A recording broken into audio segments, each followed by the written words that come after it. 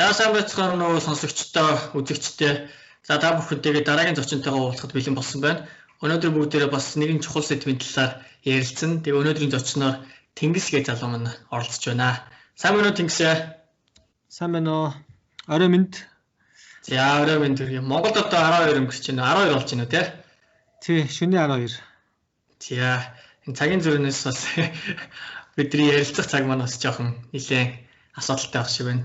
За Тэнгис өөрийгөө сонсогчдоо болон үзэгчдээ хальт товчхон танилцуулбал.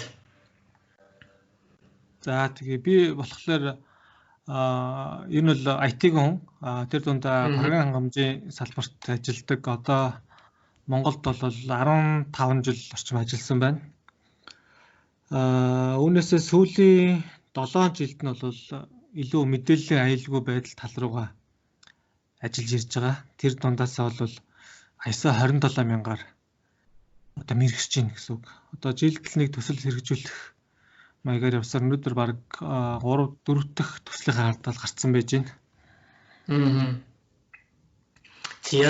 За өнөөдрийн сэдв бол угаасаа яг одоо чиний одоо энэ мэрэгчсэн чиний яг хийж байгаа сэдв чиний хийж байгаа одоо яг хүрээлэлд ер нь явагдана. За өнөөдөр хоёулаа яг юу ярих вэ гэхээр policy, стандарт, за тэгээд дээрэс нь ISO, IEC 27000 бүлгийг одоо ерөнхийд нь яриад тэгээд энэ яг ямар бүтцтэй, юун чиглэсэн.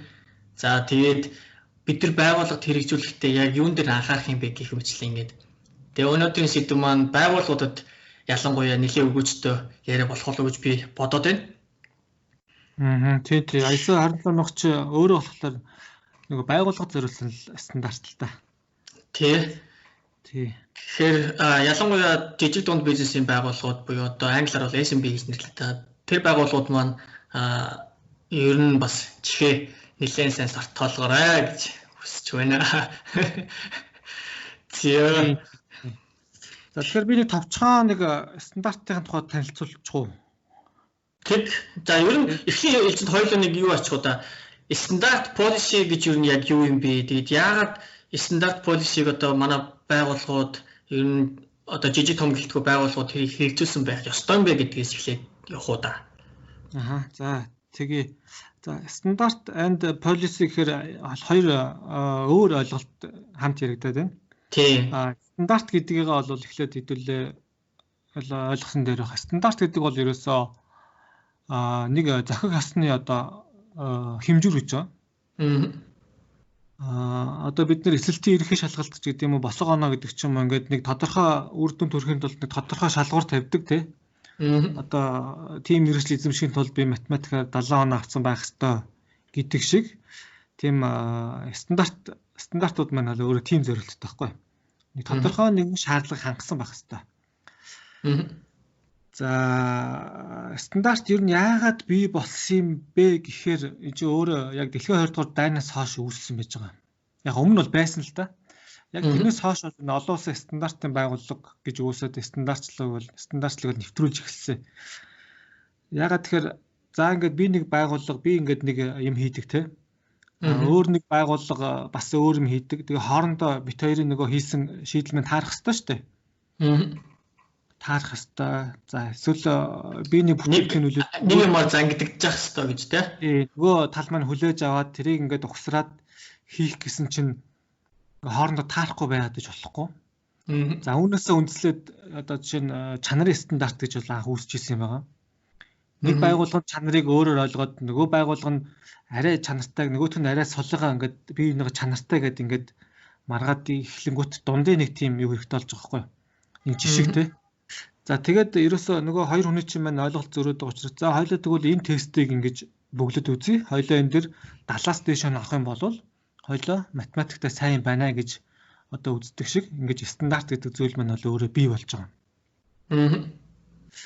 За policy гэхээр бол policy гэдэг бол ерөөсөө одоо монголоор орчуулахад бас заримдаа жоохон төвөгтэй. Бодлого гэж орчуулж болно. Эсвэл бас зарчим гэж бас заримдаа ойлгох үе байдаг байхгүй. Тэгэхээр policy гэж одоо англи нэр нь бол нөгөө монголоор бол одоо бодлого байхгүй. Бодлогоос ахвалаад доошогоо чиглэсэн байдлаар эхлээд байгууллага бол нөгөө бодлогоо тодорхойлоод дараа нь журмуудаа хяналтуудаа тодорхойлдог байхгүй юу. Тэгэхээр ингээд өөрөө юм дарааллах ойлголоос бол нэлийн ихэнд байж ах хэвээр. За энийг бол хоёлоо сүүл рүү нэг жоохон практикал хэсэг рүү орохоор бас дэлгэрэнгүй яриа те. Тэгээ. За тэгээд яг одоо бид нэр өнөөдөр ярилцж байгаа ISO 27000 стандарт маань болохоор англиас гаралтай. Англид ингээд яг ингээд технологийн байгууллагууд бас хоорондоо аюулгүй байдлыг ингэж олон янзаар ойлгоод бас нэг байгууллага нөгөө байгууллагатай шаардлага тавих интернет ингээд бэрхшээл учраад байсан учраас хэсэг бүлэг компаниуд нь бол нийлээд 1990-ад оны ихээр 92 онд илүү дээ. Ингээд хоорондоо тийм юу гаргасан юм бэлээ. Ингээд одоо нэг самж шиг гэх юм үү те. За хэдүүлээ яг л ийм л одоо цэг дээр аюулгүй байдлыг хэдүүлээ хангасан гэж үзэн шүү гэдэг нэг шалгуур үзүүлэлтэд дундаа тохирсон юм бэлээ. Тэгээд тэр маань явсаар жоод 95 онд буюу хэдэн жилийн дараа Англи бас тэрийн өөрийгөө BSI British стандарт болгоод авцсан. За тэгэхээр аюулгүй байдлын стандарт бол Англид бол ингээд үүсээд за тэгэхээр дахиад 5 жилийн дараа 2000 онд ISO буюу International Standard Organization гэдэг олон улсын байгууллага тэр Английн стандартыг олон улсын мэдээллийн аюулгүй байдлын стандарт болгож 2000 онд бол гаргаж баталсан байдаг. За тэгээд түүнээс хойш нөгөө технологи янз бүрийн юмнууд маань хөгжихийнхаа хэрээр стандарт маань ингээд хувилбар ахаад 2000 онд, 2005 онд тэгээ 2013 онд ингээд стандартуудаа шинжилээд явж байгаа. Энэ жил яг одоо бид нэр хүчин төгөл дээр стандарт бол ISO 27001 2013 гэдэг бол хүчин төгөл дээр явж байгаа. Бас 13-оор одоо 7 жил өнгөрцөн байна тий. Энэ жилээс 2020-ийн баг шинэ хувилбар гарах байх гэж бид нэр ер нь хүлээж байгаа. 19 онд бол бас гарах байх гэж бодож ирсэн. Тэгээд бас түр хоошилсан байж байгаа. 2020 онд бол уг нь бол гарах ёстой байсан. Гэхдээ нөгөө нэг юм цар тахлын үеэр бас тодорхой нөгөө үйл ажиллагаа хурал цуглааны тоошилж байгаа учраас бас хоошилж магадгүй гэж бодож байна тий. Энэ жил угаасаа л ер нь баг бүх юм л одоо хоошилж штэ. Тий. Тэгэхээр стандарт манаас хоошилж магадгүй гэж бодож байна. За тэгэхээр түүхийн ярил бол ийм байж байгаа. За тэгвэл юу аял да одоо хоёлоо ер нь одоо 2700 гэх юм бол хоёлоо бүтэн бүл одоо стандарт авч үзээд штэ тий. Тэгвэл энэ дотроо ер нь яг ямар бүтцтэй юм те. За тэгээд яг ямар сектор одоо байгууллагын одоо яг ямар ассетуудыг cover хийх ёстой юм. Энэ эсвэл одоо дотроо human factor-ыг оруулж байгаа юм уу? Ганц технологи юм уу те? Ингээд энэ л та ярилцъя гэж бодож байна. За тэгэхээр ISO 27000 гэдэг бол өөрөө юм бүлэг стандарт байж байгаа. Ерөнхийн нэг бүлгийн нэршил. Энэ дотроосоо яг гэрчлэгээ авч байгууллагыг баталгаажуулдаг нь болохоор өөрөө ISO 27001 нөхгүй. Тий. Requirements гэдээ байж байгаа тий. За 27002 гэдэг л дараагийн түгээмэл. Энэ 27002 нь бол 27001-ийн хавсралтыг тайлбарлсан хэрхэн хэрэгжүүлэх талаар ингэж илүү дэлгэрэнгүй тайлбарлсан тийм Code of Practice гэж бол англиар нэрлсэн байж байгаа. За тэгээ 27003, 4, 5, 7, 8 гэж цаашаа ингээд чиглэлээр нь те яаж мэдээлэл аюулгүй байдлынхаа тогтолцоо хэмжих үү, үнэлэх үү гэдэг нэг бүлэг байж гэн, эрсдлийн үнэлгээ хийх бүлэг байж гэн, аудит хийх бүлэг байж гэн. За тэгээд дахиад цаашаа явах юм бол яг тодорхой хэмжээний бас юунуудад зориулаад үйл ажиллагаа бүхий байгууллагуудад зориулаад жоохон ингээд салсан байдаг. Одоо жишээ нь 27011 гэх юм бол телекоммуникашн буюу харилцаа холбооны оператор компаниудад бас ямар байдлаар энэ стандартыг нэвтрүүлж болох юм бэ гэдэг зөвлөмж байж байгаа. За 27017 гэх юм бол cloud service provider-уудад зориулж бас арай өөр тайлбар бас орж ирж байгаа. За тэгээд 27799 гэхээр нэг эрүүл мэндийн байгууллагуудад бас зориулсан бас бүлэг байж байгаа. Энэ эрүүл мэнд яагаад бас орж ирсэн болоо гэж би бас анх олон стандартыг үзэж явахдаа бас ингэж гайхаж судалж байсан тийм. Тэгсэн чинь нөгөө хүний эрүүл мэндийн дата мэдээлэл өгөгдөл бол угаасаа аль ч усад хүний бас маш чухал тийм юунд ордог юм байна л да. Мэдээллийн төрөлд тийм. Тийм учраас critical infrastructure гэдэгтэй бараг ороод байгаа шүү. Тий, ISO-гоос гадна ингээд айгүй олон аюулгүй байдлын фреймворкуд байж хахад яг эмнэлгийн байгууллагуудын эмнэлгийн мэдээлэлтэй холбоотойгоор гарч ирсэн хэд хэдэн стандарт байс харж ирсэн байхгүй. Одоо ялангуяа Америкт бол яг эмнэлгийн салбарын одоо хэлний аюулгүй стандарт гэдэг тустай стандарт байж байгаа байхгүй. Гүүр ингээд HISA энтер гэл нэртэй тий. Одоо өөр бидний мэддэг тийм яг дэлгэрэнгүй стандарт бол PCI DSS гэж байж байгаа тий. Яг нөгөө банкны картны транзакшны болон картын мэдээллийн тойрол ерөөсөө стандарт гарцсан байдаг шиг эрүүл мэнд бас тийм айгу бас өндөр чухал үнэлэгддэг юм байлээ. За ISO 27001 бол яг тэр чиглэлийн байгууллагууд ийм үйл ажиллагаа эрхэлдэг байгууллагуудад хэрэгтэй гэж ерөөс ялгадаггүй. Бүх төрлийн байгууллагууд бол таарах боломжтой. Ер нь бол уг нь бол байх ёстой. Миний ойлгож байгаагаар одоо 2701 нь одоо ерөнхийдөө шаардлагуудыг тий одоо аудит хийхэд ийм requirements байна гэдэг юмыг тодорхойлж өгöd байгаа тий. Тий. Байгууллагууд бол яг 27001 гэдэг стандартыг л барьж ажиллана. Бусад стандартыг нөгөө туслах лавлах маягаар бол нөгөө ашиглана гэсэн үг л дээ. Нөгөө 27000-ийнхаа бусад бүлгийг тий. За байгууллага нь бол ерөөсөө ямар ч байгууллага гэж болж байгаа. Төрийн байгууллага, худалдааны байгууллага, технологийн компаниуд тий. Ер нь бүх чиглэлийн байгууллагуудад бол байх нь зүйтэй. Яагаад вэ гэхээр байгууллага болгонд өөрсдийн гэсэн мэдээлэл байж байгаа. За мэдээлэл гэдэг бол стандартынхаа дагуу бол зөвхөн дижитал ч юм уу тийм програм хангамжийг бас ерөөс огт хэлэхгүй байгаа. Ямар ч хэлбэрээр байж болох мэдээллийг бол тооцдог. За хоёр тэгээд аюулгүй байдал гэдэг маань өөрөө болвол бас ялгаатай ойлголт байгаа дотроо. Нэг гурван үндсэн тулгуур байгаа шүү дээ. Нэг CIA. Нэгдүгürt бол confidentiality буюу мэдээлэл маань тодорхой хэмжээгээр нууцлагдсан байх хэвээр. Нууцлагдсан гэхээс илүү яг стандартыг тодорхойлолтоор бол ямар нэгэн хандах эрхгүй этгээд талуудаас харахаас одоо хамгаалагдсан байх хэрэгтэй гэж байна. Тэгэнгүүт ер нь стандартын тухай ч юм уу аюулгүй байдлын мэдлэг багтай хүмүүс за ялангуяа манай монголчууд одоо ерөөсөө аюулгүй байдал хэрэг нуухыг боддог. Ерөөсөө confidential тажна ингээд анхаарсан байж байна. Тэгэхээр тэр бол бас яг тийм биш гэдгийг бол бас нэлээд олон жил бас ойлгуулах гэж бас үзэж байгаа тийм нэг юм шаардлага даа гэх юм уу. За хоёрдугаарт нь бол integrity гэж байгаа. Тэгэхээр бидний хамгаалаад байгаа мэдээлэл чинь өөрөө үнэн зөв бүрэн байхыг шаардаж байгаа. Мэдээлэл минь хуучраад хэрэггүй болсон байж болохгүй. Эсвэл цагтаа өөрчлөгдөөгүй, апдейт хийгдээгүй те. Эсвэл ингээд буруу бас апдейт хийцээ одоо нөгөө сургагчдын дүнг засч нэгэл нэг хэсэг шугдаг байсан шүү дээ. Тий. Нэг оюутан жихнээсээ шалгалтын дээр C авцсан чи хааны газар алдаа гараад юм эсвэл санаатаа гарч юм уу бий болгоод тавьчихсан. Тэр бол яг integrity алдагдж байгаа кейс ихгүй. Тэгэхээр энэ бол аюулгүй байдлын бас асуудал мөн.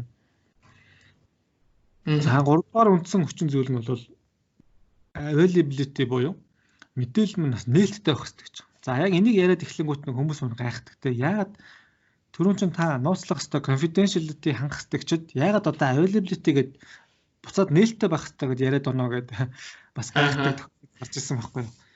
Тэгэхээр нөгөө мэдээлэл маань өөрөө нээлттэй буюу за нээлттэй гэхээр нөгөө гайхаад байгаа үг маань тэр хэрэглэх боломжтой байх хэрэгтэй гэсэн үг байхгүй.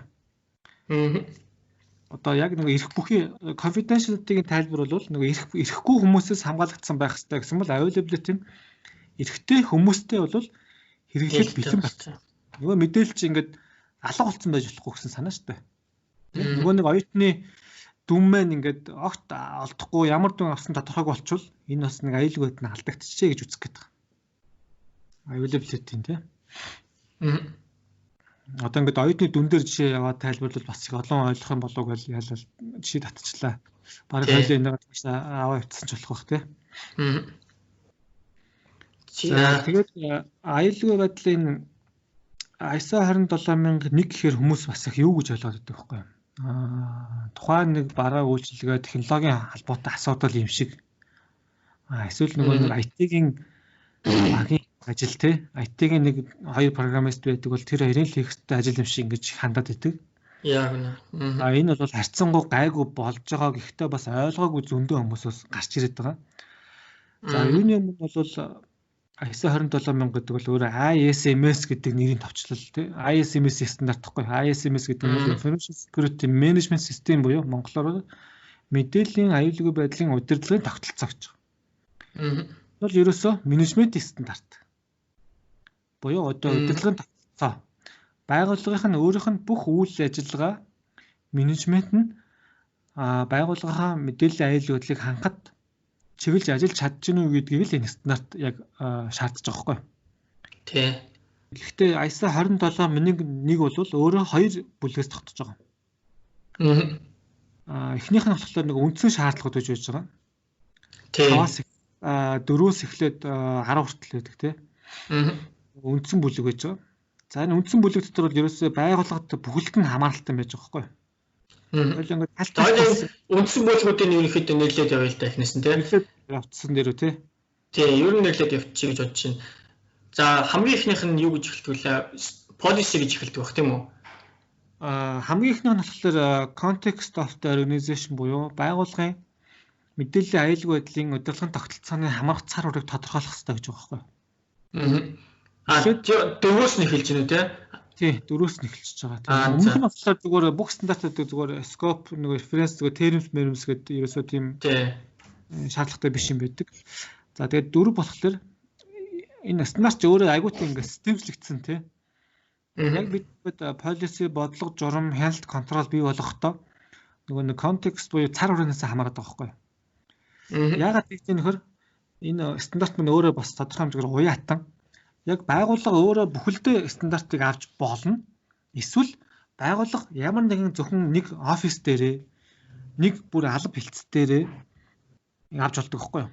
Эсвэл нэг үйл ажиллагаа чиглэл дээр авч болдог. Заавал бүхлээр авах шаарддаг байхгүй. Одоо жишээ нь Монголд 2014 онд Хас банк бол техникийн албан дээр авч ирсэн. За ингээд ялгаатай хэрэгжүүлж болдог байхгүй.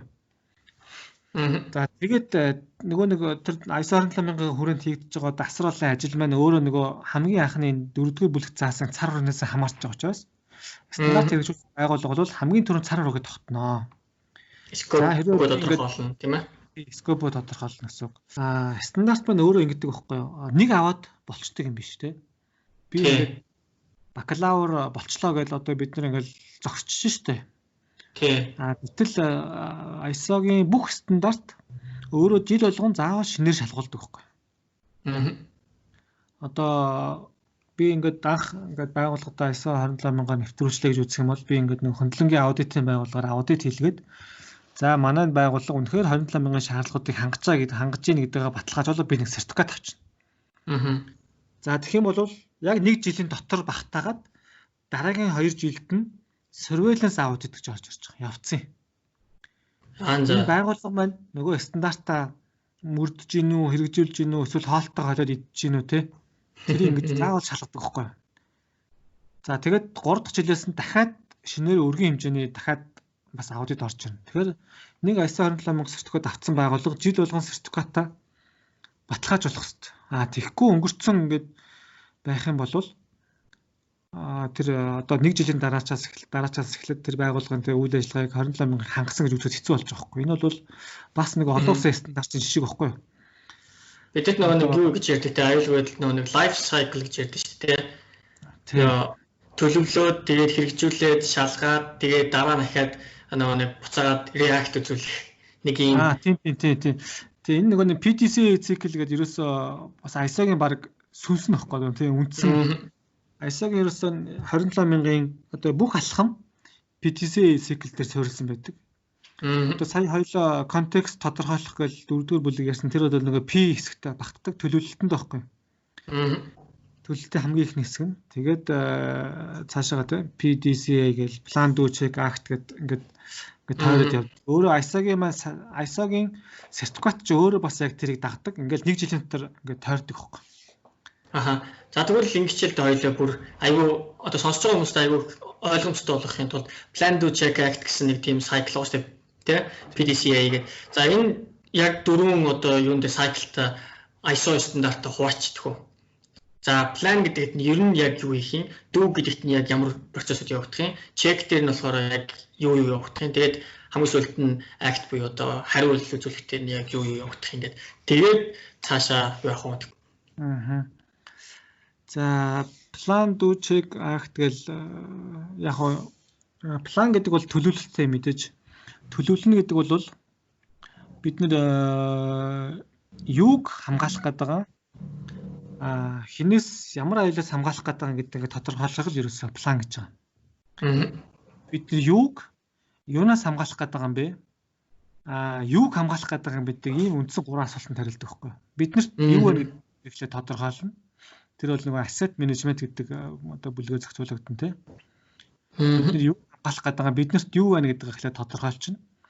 За энийг юунаас хамгаалах гэдэг юм бэ буюу нөгөө эрсдэл үнэлгээ хийж эхлэх байхгүй нөгөө план хэсэг дээр. За бид нар юунаас хамгаалах гэдэг юм бэ гэдгийг тодорхойлчихно. За дараагийн бол нөгөө act дүү хэсэг дээр бол за бид нар нөгөө тодорхойлсон юмнуудаа яаж хамгаалах юм бэ гэдгийг хэрэгжүүлж эхэлнэ. Яг дүү хэсэг дээр. Risk statement тий. Бид нар цаасан мэдээлэл бол бид нар яаж хамгаалах юм бэ гэдэг нэг төлөвлөлтөндөө дурдсан юмудаа хэрэгжүүлж эхлэж. За цаасан мэдээлэл бол бид нар за шүүгүүнтэйг цаашлах юм байна, хэвлэхэ болох юм байна гэдэг энэ л ерөөсөө асар их юм болно. За цахим хэлбэртэй мэдээллийг бол ингэж хамгаална гэдэг яг нөгөө хэрэгжүүлэлтийн хэсэг явж байна л доо. Энэ нь бол миний зүгээр харснаар байгууллагууд бол хамгийн багадаа 100 орчим мэдээлэл тодорхойлж байгаа.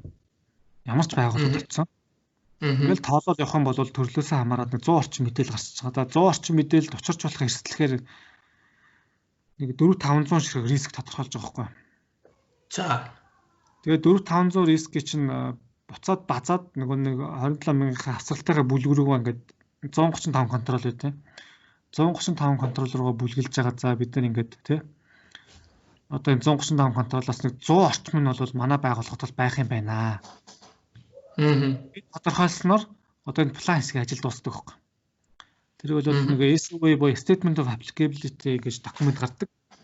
За манай байгууллага ийм үйл ажиллагаа ийм одоо эрсдлүүдийг бид нэр 27,001-ийн энэ 100 одоо контроллоор хааж гинэ гэж ингээл план хэсгийн ажил дуусчих. За тэгэхээр одоо хэрэгжүүлэх энэ дээр бид юу нэг юм юуны зүгээс одоо байгууллагын нэг менежерийн зүгээс нэг асуулт асууж байгаа. За би тэгвэл одоо ингээд план хийж байна. За ингээд би эрсдлээ тодорхойлох гэж байна. Би энэ дээр байгууллагынхаа одоо weak link гэж одоо ер нь бол бид ярьдаг тийм үү? Human гэж байгаа шүү дээ. Human factor. За энэ хүн гэдэг зүйлийг asset-тэй оруулах юм уу? Энэ хүн гэдэг зүйлийг ямар нэгэн байдлаар одоо trade буюу хавлаг гэж харах юм уу? Тэгээд эрсдлээ тооцох ёстой юу, тооцох ёсгүй юу? Эрсдлийг яг хүнийг оруулах уу, оруулахгүй юу гоор тооцох вэ? Яаж тооцох вэ? Энэ дээр нэг хариулт өгвөл. Зөвхөн технологийн хувьд эрсдлийг тооцож гинөө бас хүн нь орж гинөө. Юу нь л хүнтэй холбоотой эрсдлүүд гэхээр бүр айгүй олон гарч ирнэ. За нэгдүгээрт хүнийг өөрийг нь asset буюу тэ нөгөө мэдээллийн өмч гэж үзэж гэнэ үү гэдгээс эхэлж байгаа байхгүй. Тий. За тэгэхээр миний оролцож байсан кейсэд бол хүнийг бол зөндөө олон тодорхойлж ирсэн. Яагаад тэгэхээр хүн дээр чинь нөгөө тухайн хүн байхгүй бол хийгдэхгүй ажлууд гэж байдаг. Тэр хүн байхгүй болно одоо байхгүй л гэдэг одоо жишээ нь одоо яг ковидын үеэр илэрч байгаа хөөх тэ. Нэг хүн ингээл өвчин тусдаг ч юм уу зүгээр карантинлэгчлээ гэж нөгөө хүн байхгүй болоход тухайн байгууллагын тэр үйл ажиллагаа зогсох одоо нөгөө эсвэл тэр хүний хариуцдаг мэдээллийн системүүд ингээд ирэхгүй болох ч юм уу тэ. Тийм кейсүүд гарч магадгүй гэж үзээд хүнийг ассет нь тодорхойлдог хөөх. За тэгээд тэр хүн дээр гарчуулах эрсдүүд нэг юм бол бид нэг CIA нөгөө 3-таа хуваагаад за энэ хүний мэдээлэл алтуул яах вэ? Энэ хүн байхгүй бол яах вэ? За энэ хүн алдаа хийвэл яах вэ гэл ингээд салгаа утчихна. За яг ингээд хүний өөрийг асset гэж үзэх юм бол ингээд эрсдлүүдийг цаашаа тодорхойлоод явчихна. За тэгвэл бусад систем дээр тий. За бид нэг firewall гэл манай нэг мэдээллийн asset тий өмч гарч ирлээ шүү дээ. Тий. Firewall дээр хүн алдаа хийгээд буруу тохируулах гэж яах вэ гэж бас хүнтэй холбоотой эрсдэл үүсэж байгаа байхгүй. Тэгнь. Программист хүн байлаа гэхэд программист маань ингээд багта код биччихвэл яах вэ? Эсвэл нөгөө нэг хүн ингээд ноутбукийг хайчвал яах вэ? За эсвэл нөгөө хэвлээд тавьсан байгаа документыг хүн авч үзэж хайчвал яах вэ гэд ер нь эрсдлийн манаас нэлээх хэсэг нь бас хүнтэй угаасаа л холбоотой гарч ирнэ. Тэрийг бид нэр дараа нөгөө эрсдлийгээ бууруулахын тулд дахиад цаашаа ингээл явна л да. Одоо тэр хүнийг оролцуулах юм уу, болох юм уу, ер нь хэвлэгээ болох юм ингээл яг хүнээ тойроод явуул бас нэлээл их юм гараад идэв. Тэнгис миний яриад давхарсан одоо болчихлоо. За. За тэгвэл хүнийг оруулах юм тийм үү? За тэгвэл одоо хоёлоо. Дүү гэдэг хэсэг рүү орё да тийм ээ. Тийм. За дүү гэдэг бол бид нэр саяын тодорхойлсон нөгөө эрсдлүүдээ одоо хаах арга хэмжээнүүдийг авах гэсэн үг байхгүй. Арга хэмжээ гэдэг бол ерөөсөө процессын чанартай байж болно. Нөгөө бодлого журмуудаа мэдээж батлаа шүү дээ. Одоо жинхэнэ нөгөө бидний бодлого журам гарч ирж байгаа байхгүй. За бид нөгөө сая жишээн дээр ингээд программист алдвал яах вэ тий? Эсвэл нөгөө ганцхан хүнээс хамаардаг ажил байл яах вэ гэд тэрийгээ бид нэр журмаараа зохицуулж эхэлнэ. За тэгэхээр яах вэ? Энэ ажлын байрыг энэ ажлыг хийж байгаа хүн яах вэ? Энэ ажлаа заавал өөр нэг хүний давхар хяналттай зөвшөөрөлтөй хийн, эсвэл хамтарч хийн. Эсвэл нөгөө нэг хамаарах мэдээллийн хэрэгүүдийг ингэж хадгалж үлдээн. За программистууд багта код бичихгүй тулд ийм журам баримтлан кодоо source control дээр тавина. Бусад программистууд тэрийг хараад застдаг байх гэх мэтчлэн ингээд нөгөө эхлээд журмалж өгнө. За журмалтайгаа бид нэр имплемент хэрэгжүүлэхийн тулд нөгөө хэрэв тэр байгууллага source control байдаггүй бол тэрийг тавьж өгнө. Firewall байдаг бол firewall-ыг тавьж өгнө тий. Камер байдаг бол камерыг тавьж өгнө. Гэх мэт ингээл яг хэрэгжүүлэлттэй ажлуудыг хийн гэсэн үг. За тэгэхээр план 2-ыг хийснийхаа дараа энэ бол бас мэдээллийн аялагч бодлого одоо яг нэг драфт бета хөлбөр хийчлээ гэсэн үг байхгүй юу? Бета хөлбөр болчлаа гэсэн үг. За тэгэхээр чек гэдэг алхам гарч ирж байгаа. За чек бол ихвчлэн нэг 6-аас 8 сарын дараа бий болно. Тэгээд чек хэсэг дээр яах вэ гэхээр нөгөө энэ лайф сайкл маань байгууллага дотор өөрөө ингэ ажилтдаг байхын тулд бид нэр дотоод аудит бэлтгэдэг. Байгууллага өөрийнхөө аюулгуудын тогтолцоог хянаж чаддаг байх хэрэгтэй байхгүй юу? Тэгэхээр нөгөө дотоод аудитаа бэлтгээд дотоод аудитор маань өөрийнхөө план болон дүү хэсэгт хийсэн ажлуудаа өөрөө шалгаж үзнэ. Яг 27,000 стандартаар барьж агаад за ингэ зөв төлөвлөсөн юм уу? Төлөвлөлтөн дээр рискээ тооцож чадсан юм уу? Зөв ингээд мэдээлэл асет өмчүүдийг тодорхойлсон юм уу? За үүнийг хэрэгжүүлэхэд ийм орхисон юм уу тий? Бид нэр өндөр рисктэй гэж тодорхойлсон юмудаа дүү хэсэгтээ хийхгүй орхиж болохгүй байхгүй юу? Тэгэхээр яг тэрийг ингэ зөв хаад гэдгийг нөгөө хэрэгжүүлэлтийн багаас нь арай жоохон өөр тийм аудитын багийн хүмүүс нь ингэж хянаад хэрэг сайжруулах хэрэгтэй байвал ингэ дотроо сайжруулад явдаг. За тэгээд чек хэсэг дээр ерөнхийдөө аудит хийгдээд ингээд нэг тодорхой нэг тийм болж ийн болохгүй нэг зөвлөмжүүд гарна шүү дээ. Тэгэхээр тэр зөвлөмжүүд дагуу буцаад юмаа сайжруулах гэсэн нь бол нөгөө PDC-ийн хамгийн сүүлийн A буюу акт хэсэг дээр байж байгаа юм. Тэнд ерөөсөө нөгөө аудитынхаа үр дүнгээр илэрсэн эсвэл нөгөө нэг мониторинг хийгээд илэрсэн үр дүнгээдээ ингээд сайжруулна. Сайжруулахдаа дахиад төлөвлөнө шүү дээ. За бид нар сая аудитор нэг ийм болохгүй байгаамыг илрүүллээ. Энийг бид нар процесст оруулаг байна. Эсвэл энэний технологийн шийдэл нь болоог байна. Эсвэл энэний хардвер нь авдаг байна ч гэдэг юм. Тэгэх юм бол дахиад нөгөө план хэсэг рүү оруулаад эрсдлийн хөндлөгөөрөө оруулаад цаашаа дүүрийг оруулаад энэ өөрөөсөө энэ цикл маань өөрөөсөө ингээл өөрөө байгууллага дотор ингээл ерөөсөө тасралтгүй эргэж явах хэрэгтэй. Тэгэхээр өдөртөө тогтцоо 27,000-ыг нөгөө гадны аудитор шалгахдаа нэгдүгээр 27,000-ын шаардлагуудыг хангасан уу гэдгээс гадна хоёрдугаарт энэ PDC цикл байгууллага дотроо ажиллаж гин үү гэдэг шалгадаг байхгүй. Тэгээ яг энэ та нарын аудитаа хийсэн юм уу? Та нарын эрсдлийн үнэгээ жилд хэдэн удаа хийсэн те? Яг байнга ингээд энэ чинь өөрөө нэг тийм амьттай юм шиг нэг тийм ингээд байнга хөдөлж идэг нэг тогтолцоо байх гэдэг шүү дээ нөгөө. Одоо тамирчнаар бол ингээд байнгын бэлтгэлтэй байх хэрэгтэй те. Тэр шиг ингээд тэрийг ингээд тогтмол хугацаанд бэлтгэлээ хийж ин PDC циклийг эргүүлж ийн үгүйдэг нэг аудитор маань шалгадаг байхгүй. Хийгээг байх юм бол одоо тэгэл сертификат авч чадахгүй хүртэл юм байна. Зөв. Энийг бол Монгол ойлгомжтой жишээн дээр одоо тайлбарлах юм бол хин нэгэн хүн те одоо энэ сонсож байгаа нэг хүн та өөрийнхөө эрүүл мэндийг одоо ингэ шалгуулах гэж байна. За та эмнэлэг дээр очлоо. Бүтэн шинжилгээнд орлоо тий.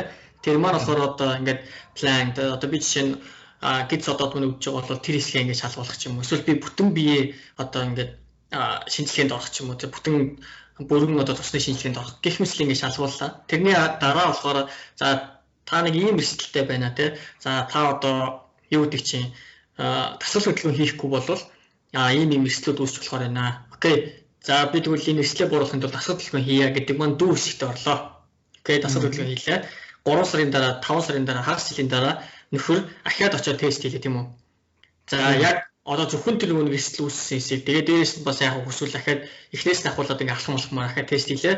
Окей, одоо миний mitigation буюу одоо сайжруулах үйл явц маань одоо тасгал хөдөлгөөн маань ингээд үр дүнгээ өгчөө тий. Нэг бол өгөөгүй байх би ахиад өөрөөр арга хэмжээ авах гэх мэтлэн тэрийг дүнлээ ахиад тэрийг акт хийлээ тийм үү. За энэ маань болохоор яг энэ цикл маань энгийнээр маш энгийнээр ингэж тайлбарлагдах гэдэг юм. Тэ? Аха гэхдээ энэ айгу гоё жишээ бас яачлаа да татцлаа тий. 27,000 сертификатыг ингэж одоо ер нь одоо ийм шаардлага тавьдаг шүү. Хүн ер нь ингээд жилд нэг удаа ингээд бүтэн биеийн онцлогоонд ингээд ороочоо тий. Бүх юм үзүүлж энэ бол нөгөө жилд нэг хийдэг юу байхгүй юу? Нөгөө стандартын шаардлагатайг адилхан тий. Чи дахиад 1 жилийн дараа үзлэг онцлогоонд орохгүй л чи өөрийгөө эрүүл гэж хэлж чадахгүй байхгүй юу? Тий. 2 жил онцлогоонд ороог бол би одоо өөрийгөө чинь эрүүл гэж хэлэх юм ингээд тий. Одоо боломжгүй болчих жоохгүй. Тэрнтэй адилхан чи ингээд сүүлийн 2 жил аудит баталгаажуулалтын аудит хийлгээг бол та аюулгүй хангасан гэдэг яаж нотлох юм бэ? За ингээд яг ингээд дотор нь нэг одоо бүтэн биеийн шинжилгээр чинь за миний холестерол их боллоо гэж юм уу?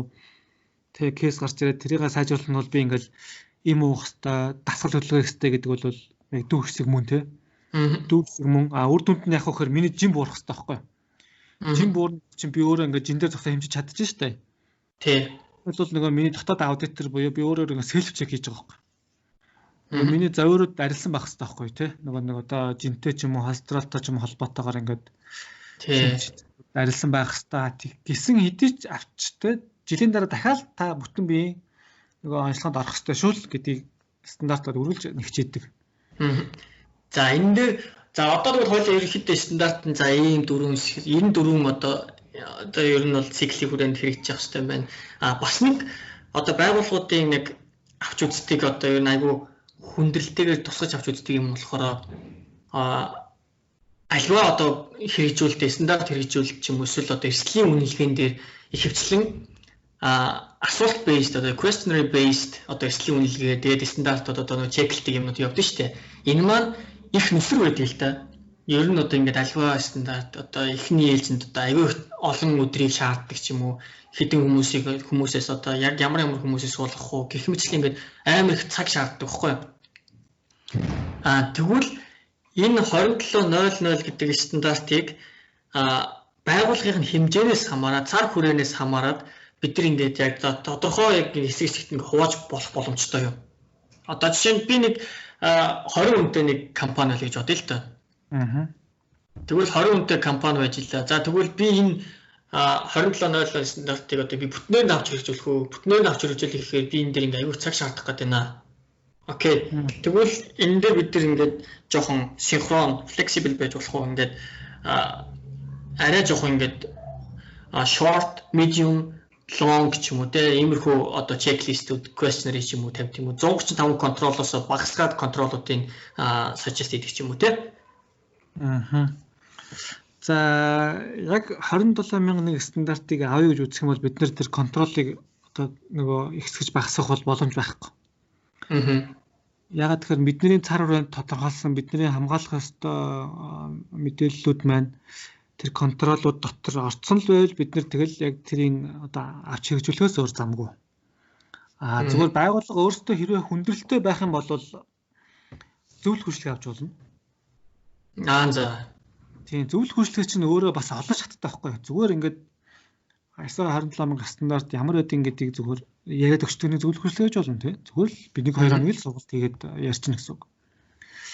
За эсвэл байгууллага өөрөө хэрэгжүүлээд яг нөгөө зөвлөх мань яг ингээд ерөнхийдөө хийж байгаа явцыг хараад нэг чиг шугамыг барайл тий. Та нар энийг одоо хийгээрээ тэрийг хайгээрээ гэдэг ингээд бас чиглэж байгаа нэг зөвлөх хүршлэг байна. одоо нэг тийм self study ментор маягаар тий. За 3 дугаарт нь бол нөгөө full зөвлөх үйлчлэгээ буюу нөгөө зөвлөх үйлчлэгээний чинь байгууллагын хүмүүс маань одоо харьцангуй туршилттай хүмүүс байгаа шүү дээ. Тэр чинь олон байгууллагад ажилласан ямар контрол юу байгааг мэдж байгаа бүгдийг. Тий. Тэр хүмүүс нь байгууллагын ингээд дотор нэг байгуулсан тэр жижиг ажлын хэсэг баг гэдэг ч юм уу тэрэн дотор хамт оролцоод бүх өмчийг тодорхойлж өгөөд бүх бичгээрнүүдийг бэлдэж өгөөд нэг эрсдлийн үнэлгээг нэг хамтраад хийждэг бас тийм юу гэдэг вэ хөөе. Одоо тийм гарц гаргалгаа боломжууд гэх юм уу те. За. Тэгээ байгууллага өөрөө бол тэрийг хамарч байгаа л шийднэ. Зарим өөрөө би тэрийг авч чадахгүй тийм амар баян байгууллага биш үл яг уу. Баян байгууллага биш бол гэх юм бол одоо айлтгах өөрсдөө хүчээр л хийнэ гэсэн үг шүү дээ. Эсвэл нэг хүнээ ингээд сургалтанд сууж бэлтгүүлдэг ч юм уу ямар ч гэсэн аясааг бол шууд ингээд өөрөө уншаад хийх бол ер нь айгүй хэцүү. Ямар нэгэн байдлаар танаад тийм мэрэгсэн хүн юм уу зөвлөгч юм уу тийм туршлагатай хүн байж ижил амжилттай байх одоо магадлал нь бол их байдаг. За яг одоо чиний асуулт бас нэг юу бодогдуулж байна л да ингээд Монгол компаниуд бол айгүйх тийм аясааг нөгөө хөрөнгө мөнгө шаардсан байгууллагын үйл ажиллагаанд ингээд нөгөө цаг нар их зарцуулсан тийм нэмэлт ажил юм шиг бас хандах гэдэг. Тий, яг тэгээд тийм тэр чинь яг гол point нь болоод. Яг зөвхөн монголч биш л дээ ер нь олон байгууллагууд бол тэгдэг юм бэлээ. Олон улсад би зүгээр анзаарсан. Тэгээд яг ингээд хэрэгжүүлээд дуусныхаа дараа ингээд зүгээр эргээд нөгөө бид нэг төслийнхаа багтаа ч юм уу захиралтаа ингээд уулзал ярилцахаар яг үндэ тэр ингээд хийгээ сууж ирсэн ажил маань өөрөө тэр компанида аса 27,000-ыг нэвтрүүлсэний одоо нэг шууд давуу талуудыг бодвол илүү тийм давуу талыг авчирсан байдаг хөөхгүй. Яг бид нар хамт суугаад мэдээлэл тодорхойлох, процессоо тодорхойлох, дүрм журмаа гаргах хүртэл байгууллага өөрийнхөө ямар их нөгөө мэдэхгүй байснаа мэдэж авдаг хөөхгүй. Бид нар чи ийм байгууллага байсан юм биш үү гэж би нэг үгийг бол аюу олон сонсч ирсэн тий. Бид нар чи нэг ийм мэдэг байсан юм байна. Тэнд нэг ийм gap байсан юм биш үү? Ямар одоо тий сони юм бэ? Ингээд илүү нөгөө яг нэг бүтэн биеийн онцлогоо гэдэг шиг миний юунд ийм болохгүй юм байсан юм бэ штэ гэд ерөнхийдөө ингээ илүү сайн мэдэж авдаг байхгүй. Тэгээд байгууллага маань одоо ихэнх Монгол байгууллага бол одоо хоёлын мэдчихэж нөгөө процесс байхгүй те ингээд нөгөө дараалал ингээд тухайн тухайынхаа нөхцөл байдал тараал шийд гаргадаг бол аясаа ч өөрөө зөвхөн 27,000 ч биш бусад стандартууд бүгдээрээ тухайн байгууллага ингээд үйл ажиллагаанд процессжуулаад дарааллуулаад эмгэгцэд болгоод өгдөг байхгүй. Аль нэг аясаа стандартыг авцсан байгууллага бол цаашаа ингээд үйл ажиллагаа нь илүү ингээд тий тодорхой болж ирж байгаа. Тийм илүү амар болдог байхгүй.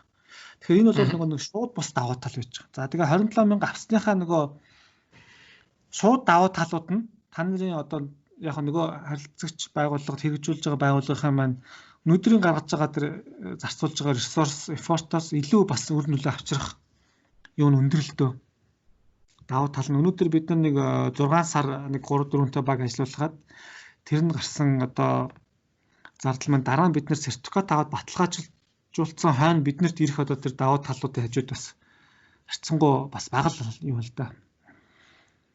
Одоо би сонин кейс хэлэхэд зүгээр нэг хүнтэй байгууллага чинь аясаа 27,000 авсан тохиолдол байдаг шүү дээ одоо Европт. За. Ганцхан хүнтэй байгууллага байхгүй. Тэгээд өөрөө 27,000 авсан. Яагаад тэгэхээр ерөнхийдөө Европт бол аясаа 27,000 аваагүй байгууллагатай ер нь тооч харьцдаг гэж байгаа юм. Яг технологийн компаниуд ер нь ялангуяа IT компаниуд өнөөдөр би байгууллагаа гэрчлэгээ авлаа. Маргааш нь л 27,000 стандарт авах талаар ажиллахгүй бол надтай нэг хинч тооч харьцах. Би ичнээ өөрийгөө сайн ингээд те нөгөө би эрүүлгээд хэмжлэгээр нотлогдоогүй бол тэр чинь нөгөө бусд нь тоохгүй байхгүй. Тэгэхээр ерөөсөө Европт гэх юм уу дэлхийд ер нь бол байгууллагууд стандартуудыг бол ингээл аль хэдийн авцсан. Одоо зүгээр за нэг хүнтэй компани биш ингээд бидний мэддэг бүх технологи акул компаниуд бүгдээрээ 27,000-ыг яаж хэрэгжүүлсэн мэдэх байхгүй. Бид нар зүгээр хайгаад үзэх те Oracle, Microsoft, Apple ингээд ерөөсө бүх юунууд 27,000 авцсан. Одоо Microsoft бол хамгийн их 27,000 авсан байдаг. Ерөөсө бүтээгдэхүүн болгоноор 365 Azure тэ нөгөө Teams юм уу гэл бүх юм дээр авцсан байдаг хөөх. Тэгжиж тэр чинь өөрөө бас нөгөө олон улсад recognize хийгдэ. Одоо Zoom-тэй холбоотой асуудал ингээл яригдал хэрвээ Zoom одоо 27,000 сертификат хийгдэж одоо аудит авцсан байсан бол бас ийм асуудал өнөдр гарч ирээч үгүй ч тий. Zoom ч дээр одоо бүр Google мөнгөлөөс банд болчихлаа шүү дээ. Тэгээд өнөөдөр бас нэг мэдээ болсон. Тэр нөгөө Zoom-ийн аппликейшны хэдэн зуун мянган хэрэглэгчийн одоо нөгөө аккаунт black market дээр зарагдж байгаа. The hacker forum дээр dark web зарагдж байгаа. Тийм мэдээ уншлаа бас. Тийм үү. Тэгэхээр ихэд Zoom баг арчиж байгаа шиг байна да. Нөгөө яг Zoom-ийн хөтөлбөр би бүр нодлонгоос хэрэглэж эхэлсэн. Яагаад хэрэгэлсэн бэхээр нөгөө би нодлон чинь нөгөө Оксфордын сургуультай хамтарсан судалгааны төвчөнд ажилласан. Тэгэхэд нөгөө Оксфордынхан маань тэрийг санал болгоод тэрийг орж үзчихсэн баггүй юу. Тэгэхэд бол Zoom яалтчгүй нөгөө бусад платформоос хамаагүй хамар, хялбар, хурдан байсан баггүй юу. Тэгээ энэ жил нөгөө нэг ковидтай холбоотойгоор ингээд одоо Монголд бол Zoom бол ингээд од олч цэцгэлж шít яг үннийг хэлэхэд. Ийм асуудал гарчлаа тэгшлэхээр бүр нөгөө ерөөсөө баг авч хэлцэхгүй. Нөгөө монголчуудын үндсэн нөгөө мэдээлэл аюулгүй мэдлэг ойлголт датаны үндсэн гэдэг юм бас сул хэвээрээ багыг бас давхар харуулж л л дээ яг өнөөдөр бол. Тий. Монгол гэлтгөө. Би Монголд өнгөрсөн яг тий би ч одоо ингээд өнгөрсөн 7 хоногоос хэд хэдэн хуралд гэрээс оролцож хат манай профессор ч шууд Zoom-ийн линк явуулаад ийшээ join хий, энэ meeting join хий гэд явуулаад тэгэл за нүдээ анаал тэгэл за одоо өнгөрсөн гэл орохоос орж ирсэн. Тэгээд за дараагийн нэг бас нэг сонирхолтой юм юу байна л да. За Монгол гэлтгүй ер нь их байгууллагууд тэгдэг л дээ. За энэ стандарт одоо жишээ нь Европ бид GDPR гэдэг баг стандарт ингээл ярьж байна. Тэгээд нөхдүүд нөгөө стандарт дээр хэрэгжүүлэхэд за энэ нэгд аим нүсэр гэж хардаг. Хоёрд болохоор нөгөө нэр төрийн одоо reputation гэж ярьдаг тийм үү. Одоо ямар нэгэн халдлага боллоо гэж бодоход нөгөө reputation-а хамгаалахын тулд халдлага нуудаг. Тэгээд нэг репорт байна. За энэ нэг репорт нь ямар репорт вэ гэхээр байгууллагын одоо ер нь ингээд 100 гаруй байгууллагаас авсан судалгаанд за Америкт тухайн байгууллагад халдлага болоход тэр байгууллага дээр одоо хохирсон эрсдэлт одоо хэн буруутай вэ гэдэг тийм санал асуулга. За тэгээд ингээд дотроо баг ингээд 100 тийм асуулттай тийм явж байгаа хгүй.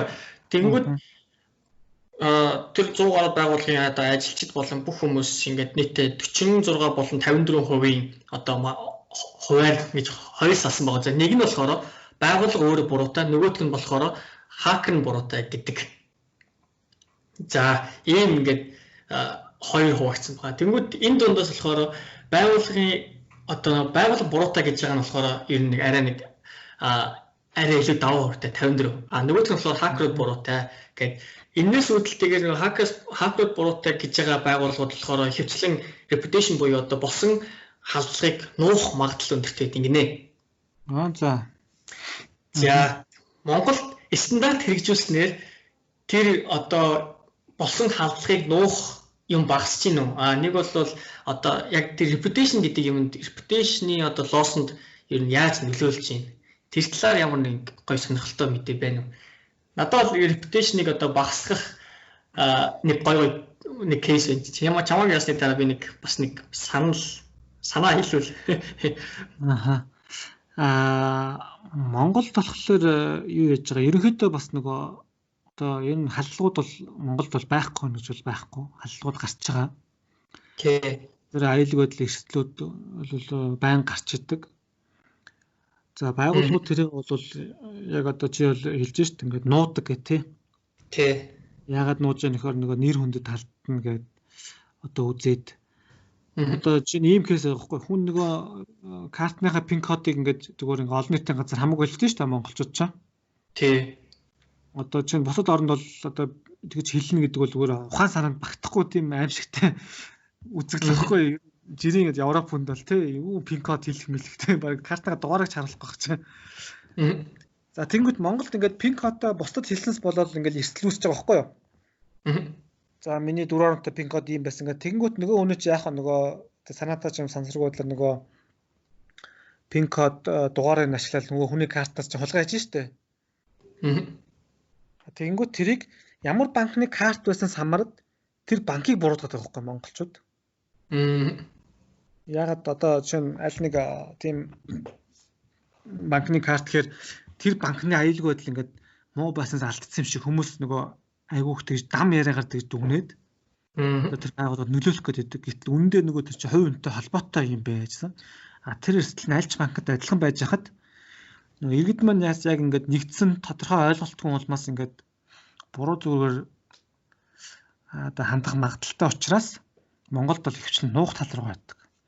За 27,000 хэрэгжүүлсэн байлаа үгүй байлаа гэд 27,000 чинь өөрөө тэр нөгөө нэг мэдээлэл заавал одоо ингэж гадагшаа мэдээл энтер гэсэн нэг тийм байхгүй. Яг тийм бас тодорхой шаардлага байхгүй байхгүй. Гэхдээ лог хадгална. Лог хадгална. Хариу арга хэмжээ аавна. Тэрийг нөгөө нэг рискээр дахиж гаргахгүй тулд нөгөө PTC тэр тухайн тохиолдолд тэр ажиллах хэрэгтэй. Тийм шаардлага тавигдана. Гэтэл эсрэгээр барууны орнуудад эсрэгээр ингээд би хакердуулаад би ингээд энийг илрүүлсэн шүү гэдгийг айгүй ингэж бас бахархалтай бас ингээд зарлаад идэг тий. Нэг тийм. Яг тий наад чи одоо яг миний хэлэх гээд байгаа кейс байхгүй юу? Эсрэг репутейшн байгаад байгаа байхгүй юу? Тэгэхээр нөгөө хүмүүс нэг итгэдэг тий. Би ингээд тий манай ингээд компани яхааг бол тооцохгүй тий. Яхаа бол бүр шал сөргөн болсон тий. Яхаагаас босд нь ингээд Хагас босд ингээд өөрийнхөө ингээд би ингээд алдаага хөлөө зөвшөөрчлөө гэхээр энэ өстой сайн компани илрүүлж чадчихээн хэрэглэгчтэй мэдэгдэж байна гэд одоо түрүүний дурдсан GDPR Америкээс гарсан нөгөө CCPA энтер бол ерөөсөө хувь хүн өөрийнх нь тухай өөрийнх нь датанд бийж болсон бол тэрийг мэдээлэх хэрэгтэй гэдэг бүр услаас тийм Европ холбооноос шаардлагатай. Тэгэл нөгөөдөл нь тэрийг зарлж марлал эхлэнгүүт хүмүүс айгу итгэл энэ өстой айгу найдвартай те нөгөө ямиг нуугаагүй ингээд нөгөө ил хэлсэн айгу шудраг те одоо яг нарийн манай Тэнгис хаан ч гэсэн тийм байсан шүү дээ. Нөгөө шудраг те өөрийг нь харавсан ч гэсэн ингээ хэлсэн үнд итгэдэг те. Яг тийм одоо соёл одоо баруунд байж байгаа байхгүй. Нуух юм бол эсрэгээр Тэнгис хаан бол уурлал талаарыг авчдаг байсан шүү дээ. Тий. Энд дээр яг гоё жишээ хэлэх гэдэг. Хэд хэдэн жишээ байна л да. За миний унснаар ер нь би бас нэг 2-3 юм тийм гоё жишээ уншсан. Тэрсэн чи яасан гэсэн чинь халдлага болсон. Халдлага болонгууд зөрүүлээд нөгөө нэг халдлагад өртсөн одоо ер нь ингээ халдлагад өртсөн өртөөгүй бүх хэрэглэгчд рүүгээ warning message email явуулаад та одоо ингээд яаралтай хариулт үзүүл бидэртээ одоо ингээд хамтдаа ингээд стик байгаараа тий хамтдаа бүгд ингээ тэгээ дээрээс нь мөн одоо энэ хохирлыг таны ингээд сэтгэл зүйн болон ингээд бас байж болох одоо янз бүрийн хохирол учирсан байж магадгүй ч одоо бид нар ийм одоо benefit-ийг танд өгч байна гэд ингэнгүүт эсэргээрээ тухайн одоо нэг компаниудын reputation улам өссөн байгаа байхгүй юу? Тим кейсүүд байна л да. Нэгэн дээр нь миний маш нэг жишээн дээр би нэрийн сандгүй яаж байгаа. Нэгэн дээр нь 23% өссөн байгаа байхгүй юу?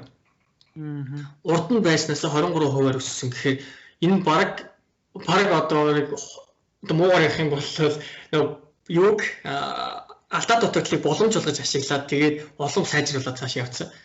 Тэгвэл Монголд бас манай компаниуд маань шууд яг энэ чиглэл одоо иймэрхүү арга хэмжээнүүдийг маш сайн авдаг. Тэгээд байвал бас зүгээр юм шүү гэн. Тэгээд энэ дээр бас нөгөө incident response гэдэг юм нэлээ хийсэн баг шаардлагатай юм шиг байна тий.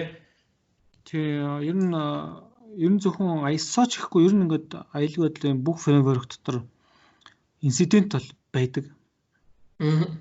Яг тэгэхээр угаасаа бид нэр аюулгүй байдлын стандарт ямар ч үнэтэй firewall төхөөрөмж мундаг хүмүүс ямар ч мундаг одоо бүх аюулгүй байдлын тогтолцоог бид нэр давхарлаад хэрэгжүүлээ ч гэсэн ямар нэгэн байдлаар аюулгүй байдлын юу учрна тий халдлага тохиолдно бодлон үүснэ тэр үед инцидент менежменттайгийнх нь давуу тал гардаг байхгүй яаж бид нар ийм хурдан арга хэмжээ авах вэ нөгөө болцсохгүй үед ажиллах төлөвлөгөө маань нөгөө стандартынхаа шаардлагыг дагаад ирсэн байдаг учраас одоо стандарт нэвтрүүлээгүй байгууллагыг бодвол илүү хурдан арга хэмжээ авч үр дагаврыг багаар байлгахаар тэгж зохион байгуулагдсан байх чинь өөрөө стандарт хэрэгжүүлэх нь бас нэг давуу тал байхгүй. За одоо би байгууллага одоо дахиад нөгөө сонсож байгаа нэг хүн маань одоо за би тэр хүний өмнөөс юу болоод incident management болоо явж байгаа. За энэ чинь тэгээ асуус бас тустай юм уу? За гэлээ да асуухна шүү дээ. Тэгэхээр сайн хэлсэнчлэн яг энэ чинь бид нэр одоо энэ тогтолцоо аюулгүй байдлын фреймворк хэрэгжүүлээд энэ маань өөрөө ингээд танихыг бүрэн халдлагаас хамгаалж байгаа юм биш. Бас халдлага гарсан үед яаж хор хохирол багтаагаар даван туулж хариу арга хэмжээ авах вэ гэдгийг бас давхар зааж өгдөг байхгүй. Одоо нөгөө хүн ингээд автомашин барьж ах чинь те ингээд та ингээд зүгээр сайхан ингээд чигээр явж байгаад яа гэж байгаа шүү дээ. Явахыг ингээд заахгүй мэдээж аваараас гарсан тохиолдолд та ингээд дуудлага муудлага өгөө тэгэрээ ингээрээ гэдэг нэг давхар бас нэг тийм инцидент юм чи одоо жолооны курс төр ч юм ингээд бидний бас иргэн тойрон бас ингээл байж л идэх байхгүй. Тэр нэг ISO-гийн гэх юм уу ер нь аюулгүй байдлын фреймворкуудыг нэг давуу тал нь тэр ингээд та алдахгүй байхын тулд бүх юма хийн. Гэхдээ алдсан ч гэсэн тэрийг яаж хохирол багтаагаар даван туулах юм бэ гэдгийг бас зааж өгдөг байхгүй. Тэр нь айгүй бас чухал. Тэрийг бол хүмүүс бас ер нь бол нэлээд одоо сүүлийн үед ойлгодог болчиход анх бол бас жоохон гайх талын бас юунууд байдаг л байсан. Зөв. Тэгээд яг хоо одоо нөгөө Монголд бол ингээд харахад банк санхүүгийн салбарт бол аюулгүй л жоохон гайгүй юм шиг. Одоо миний карт ингээд нөгөө хоёр ингээд санаатаа сансруу ч юм 2 моёр ингээд давхар гүйлгээчээр одоо банкуд надад уцтаж хилээд байгаа юм. Таасаа ийм юу болчоо, тийм болчоо гэлтэй. Энэ бол нөгөө төрөний чиний дурдсан нэг кейстэй жоохон төстэй байж магадгүй те ингээд хэрэгжтэй ингээд тийм нөгөө аюулгүй байдлын юу алдагдсан байж магадгүй гэдэг ингээд сануулдаг байгаа юм. Тэгэхээр одоо надад бол чинь айгүй ингээд хаппи те оо энэ банк миний аюулгүй байдлыг сангаж чадчих штэ гэж бодож байгаа байхгүй. Тийм. Тэр нь заашлаа чи нэг хүнийг бас нэг хүнд энэ банкыг санал болгох магадaltaй гэсэн үг байхгүй. Тийм байдлаар намайг хамгаалж, цаад түнээс хамгаалж, банк өөрийгөө ч хамгаалж, ер нь аль алиндаа л ер нь бол давуу талтай. Тэгээд за хоёул ерөнхийдөө нэг reputation cover хийх. Тэгээ за ISO стандарт тэргээд ер нь яриулаа. За тэгэнгүүт за яг энэ сэдвийг ер нь дараа нь би бас нэг тусад нь ахиж ярих гэж бодсон юм. Ер нь кибер даатгал болон яг эрсдлийн менежмент дотор риск тритмент буюу одоо эрсдэлт хариу үйлдэл үзүүлэх гэдэг сэдв дээр хэд хэдэн бас дотор салах юмуд байгаад байна л да. Тий нөгөө эрсдлийн одоо риск тритмент өөрөө нөгөө 4 дотор одоо ер нь тий avoid хийх, зайлсхийх, share хийх яг насах, бууруулах эсвэл зүгээр байгаа ч хэдэн замууд байж байгаа л да. Тий. Тэгэхээр тэрэн дээр бас айгүй сонин асуудлууд их гарч ирдэг байхгүй. Тэнгүүд одоо би жишээ нь одоо яг айл эрсдлийг нь одоо accept хийх, алийг нь би transfer хийх юм. Тэгвэл угаасаа transfer гэдэг option байгаа юм бол би тийш бүгдийн transfer хийгээ зүгээр ингээ өөрөө сайхан сууж ил болдоггүй юм уу? Тэгвэл mitigate хийж байгаа юм бол заавал transfer хийх албатай юм уу гэх мэт л ингээд айгүй эдрет юмуд гарч ирдэг. Тэгээд тэртэл дээр яг дараа нь тусдан сэдв болгож ярих гэж бодоод. Тэгээд хамгийн сүүлийн нэг миний бодсон юм болохоор за тэгвэл хоёулаа нэг мангар жишээ бол бас яад юм бол гэж бодоод байна л да. Нэг байгууллага одоо хоёул зүгээр нэг virtual ч юм уу одоо artificial нэг байгууллага авч үзээд тэр байгууллагад хоёулаа 2700 гэдэг requirement-ийг одоо ингээд хэрэгжүүлэх гээд мангар хурдан хоёулаа зүгээр ингээд нэг хийд өгөх гээд үзье л та хэрэгжүүлэх гээд ингээд төхөө. За одоо нэг байгууллагын менежер. За ер нь IT department-ийн хариуцдаг нөхөр байлаа гэж үзье. За чи ингээ ISO стандарт хэрэгжүүлэх гэж байгаа тий ISO стандарт оруулж ирж байгаа одоо team компани гэж одоо хэлээ тийм үү стандартыг одоо хэрэгжүүлэх гэж байгаа тийм багийн хүн. За одоо тэгвэл би одоо ингээ байгууллагынхаа за манай байгууллага бол 50 хүнтэй. За тэгээд дээрэс нь ингээд нийтдээ 200 device та including mobile devices те за ингээд ингээд ийм байна. За тэгээд манайх дээрэс нь хоёр салбартай. Тэр хоёр нь гэхдээ жижигхэн. За ийм байгууллага байна. За хоёулаа би хамгийн түрүүнд юу хийх ёстой вэ? ISO стандарт авахын тулд. За үйл ажиллагааны чиглэл юу вэ? Танай байгууллага юм. Манай байгууллагын үйл ажиллагааны чиглэл үү? За манай байгууллага юу вэ? Жижигхэн одоо юу гэж үзье. Сүлжээ одоо ресторан гэж үзье заяа. За ресторан. Тийм. Ресторан болон зочид буудал гэж үзье. За ресторан зочид буудал ч одоо их бас их халдлага өртдөг. Бас сектор шиг бас босод болол тийм. За тэгэхээр ерөнхийдөө зүгээр шууд төлөвлөгөөгөө ингээл танилцуулж хоёлоо барыг болчих واخ гэж бодож байна. За тэгэхээр хамгийн түрүүнд яах ёстой вэ гэхээр бид нэр юу яадаг? Gap analysis хийдэг. За тэрний юу юм gap analysis. Одоо би бол зөвхөн цэвэр менежмент төр тоглож байгаа шээ. Тийм gap analysis гэхээр яг 27 мянган шаардлагуудын дагуу таныхыг одоо шалгаж үзээд юу нь байна, юу нь байхгүй гэдгийг нь тодорхойлоо гаргаад ирнэ. За тэрийг нь би яаж тодорхойлох вэ? Би энд scope гэдэг тодорхойлох гэдэг хэсгийг нь алгасчлаа. Ягаад гэхээр нөгөө бүхэл үйл ажиллагаандаа гэж ойлгож байгаа шүү дээ хоёлоо тий. Тийм. Уг scope тогтоогоод яг зөвхөн буудалтай юм уу, аль нэг салбартаа юм уу, ямар департамент хэлцүүд оруулахын гэж одоо уг тодорхойлоод дараа нь gap хийх хэрэгтэй. Гэхдээ тэрийг хоёлоо бүхлээр нь гэж үзээд цааш явчих тий. Тийм бүхлээр нь. За тэгэхээр gap analysis хийн. Gap analysis бол өөрөө яг ажлын 5 өдөр болдог. Би бол томч байгуул жижиг байгууллага хийж үзсэн ерөөсөө дана 5 өдөр болоод байхгүй айгуу сонио. Ерөөсөө багасгаж чаддгүй, ихсэж чаддгүй. Тэгвэл би тэр gap analysis хийхэд чинь би ганцаараа байж болох уу? Эсвэл би заавал удирдлагатайгаа байх хэрэгтэй юу? Эсвэл доотлын ажилчтайгаа манай бүх ажилчид байх хэрэгтэй юу? Яах ёстой вэ? Gap analysis дээр бол байгууллагын бүх процесс хамаарна. За ресторан хэм бол нөгөө түүхий татаа авалтаас эхэлж байгаа шүү дээ. Хүн төмөн сүнсэн байгаа махан хаанаас авчих. Тэр татдаг хүн эсвэл тэр хэсгийнх нь менежер гэсэн үг. За.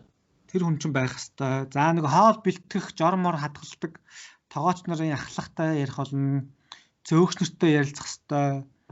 Тэгээд нэг харуул хамгаалтын ч ярилцах хэвээр. IT-гэнтэй ч ярилцсан тий. За би одоо тэгмүүд одоо ингээд гайхаад явчлаа л да. Тэр хүмүүс яагаад одоо аюулгүй байдлын стандарт, кибер аюулгүй байдлын стандарт хэрэгжүүлэх чах тэр хүмүүс ямар хамаатай юм бэ? За одоо нөгөө яг подкастаа сүүлд хоёлаа айгүй том бас зарчмын ялгаан дээр ирлээ. ISO 27000 бол information security стандарт. Энэ бол cyber security стандарт биш байхгүй юу? Тий. Тэгэхээр information security учраас information гэдэг чинь өөрөө танаа ресторанаа хэрэглэж байгаа тэр мах, тэрний татаа авалт, түүхийд, тэр жормор бүгдээрээ information орчих واخгүй. Ягаад тэгэхээр танаа байв ресторан чи өөрөө unique штэ. Нэг тодорхой хэмжээгээр хүмүүс таашаал нийцэхэд бол танах зөвхөн одоо борнуурын төмөс тэр юуны халаал аргаар бэлтгэсэн махан дээр үнсэлж тэдэс тэдэн грамм махыг хийгээд тийм давсыг тэдэн минутын дараа хийгээд танаа өөрөө ноу хав чин танаа өөрийг хамгаалах хэрэгтэй мэдээлэл хэвгүй. Тэгвэл одоо ам болон бичгэн тэгээ дижитал бүх одоо мэдээлэл бүгд одоо аюулгүй байх хэрэгтэй гэж ойлгож болох уу би? Бүгд. Тэр өдгөө миний туршлагаас харахад зүгээр дижиталаас илүү уламжлалт байдлаар хадгалж байгаа мэдээлэл нь их байдаг дандаа. Тий. Цаас хамгийн их байдаг байхгүй. Тийм манайх бүгд цаас шүү дээ. Тийм бүгд цаас байж болно байгаах тий. Тэгэхээр тэр маань өөрөө хамгаалах ёстой мэдээлэл гэж үзээд тэр мэдээлэлтэй харьцаж байгаа бүх хүнтэй бид нэр одоо бүх процесстой танилцах хэрэгтэй байхгүй. За. Тэр чинь нэг мах нийлүүлж байгаа хүн ороо авчиж байгаа. 27000 чи өөрөө бас нэг том шаардлага нэг supplier бүрөө ханган нийлүүлэгчтэй холбоотой хяналт байдаг байхгүй. Яг үнэ. Тэгэхээр танаа бүх supplier-ууд бол энд хамрагдах хэрэгтэй гэсэн үг. Тэрэнд эсвэл тэднэртэй харьцаж байгаа хүмүүс.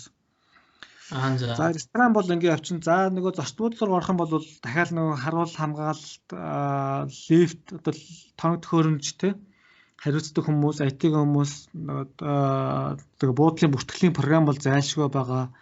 Камер, surveillance систем бас орж ирж байгаа тий.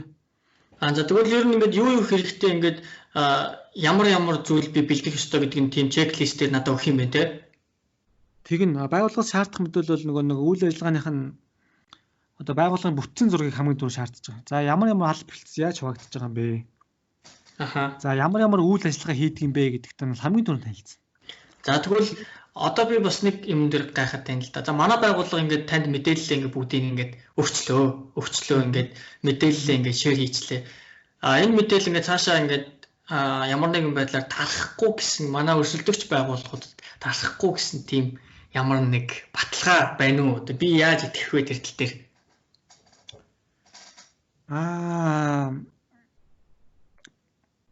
Энэ бол бас их тулгардаг асуулт байна. Одоо бидний хувьд бол тэгэл нөгөө нууцын гэрээ байдаг юм уу ингээд юугаа маш өндөр тавьж ижил бас юу байна л да. Энэ ажилд оролцсон л доо. Бас зөвлөх хүчний байгууллага зөвлөхүүдийг сонгохдоо нөгөө харилцагч маань өөрөө бас жоохон яад юм шиг л. Судалт юм шиг л. За энэ ер нь өмнө ямар компаниуд ажиллаж ирсэн, энэ хүн өөрөө хэр ихтэй байх юм гээ те. Ингээд судалж иж бас зөвлөхөө сонгодог. Зарим байгууллага бол бүр албаар өрсөлдөгчийнхөө ч юм уу эсвэл ижил төстэй байгууллагад ажиллаж исэн зөвлөхийг сонгоод байдаг. Ягаад тэгэхээр тэр салбарт өмнө хориглуулсан туршлага нь өөрийнх нь 27,000 одоо тэр процесс тус болно гэж үздэг байхгүй. За. Өмнө ингээд би ингээд зочд буудлуудад ажиллаж исэн бол одоо намайг ч юм уу тийм манай байгууллага ингэж хөсөлж тэр зочд буудлынхаа үйл ажиллагаанд 27,000 нэвтрүүлэх сонирхол нь илүү давмгай болцсон. Монголд бол бас өмнө бол тиймэрхүү хардлага байдаг гэсэн л одоо илүү ерөөсөө нөгөө туршлагыг харгалздаг болчихдог. Илүү тэгж авах сонирхолтой болцсон тийм. Тэгээд тэр мэдээлэл дамжуулах үгүй нь бол цэвэр ихтгэлцлийн бөгөөд нөгөө гэрээ контрактаар нөгөө хуулийнхаа л боломж төрөнд тэрсэргөө би ингээд зөвлөгтэй мэдээлэл алдах эсвэл танай байгууллагын 50 ажилтны хин нэг нь алдах хоёр чинь ингээд эрсдэл нь 50 хэрцэг нэг байхгүй юу? Угаасаа л одоо танад бас байгаа л эрсдэл гэсэн үг шүү дээ. Нөгөө нэг ажилтан тий. Хин нэг нь бас ингээд мэддэгч алдчих ч юм уу боломжтой.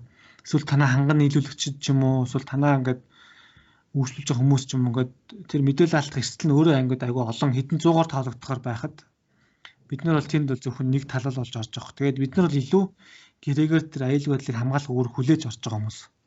Тэгэхээр илүү одоо баталгаатай болж ирж байгаа байхгүй. Окей. За тэгвэл би одоо ер нь авъя гэж бодлоо. За би ингээд стандарт хэрэгжүүлье. За тэгвэл хоёулаа маргаашнаас ер нь эхлэе гэж бодъё л та тий. За энэ ажилдаа ингээд оръё. За тэгвэл маргаашнаас ингээд орохын тулд за энэ одоо яг одоо шеэрлж болох мэдээлэл юм уу, шеэрлж болохгүй мэдээлэл юм уу? Тэрийг бол би гайхаад байна. Гэхдээ яг хоо би зүгээр асуугаад үзье. Өрнүүллээ үед ямар хөө байд юм бэ? Монголд одоо жишээ нь стандарт ISO 27001 ISO IEC стандарт хэрэгжүүлэхийг гэвэл одоо үнэсний үед одоо яа гэм бэ? Байгууллагаас хамаарат, цар хүрээнээс хамаарат өөр байд юм уу? Эсвэл нэг тогтсон үн байд юм уу? За тогтсон үн нь бол ерөөсөө гэж л байхгүй. Ямар ч боломжгүй. Тэр байтугай нэг байгууллагад 2 жил дараалаад очиход үн нь өөр болчихдог байхгүй. За, юунаас болж өөрчлөгдөх? Одоо жишээ манайх тэр одоо яг яаж өөрчлөгдөх юм? Ямар хуу байдалтай байх вэ? За хамгийн ихэнд тодорхой байгаа үн бол gap analysis үн байж байгаа. Gap analysis 5 өдөр хийнэ гэдэг бол одоо тэр тухайн зөвлөх мэргэжилтний нэг өдрийн ч юм уу нэг цагийн үнэлгээ гэж бодож байгаа шүү дээ. Одоо ерөөсөө олон улсч ерөөсөө бүх юм цагаар үнэлэгддэг. Танаа одоо юунд ч адилхан байж байгаа хэрэг тий.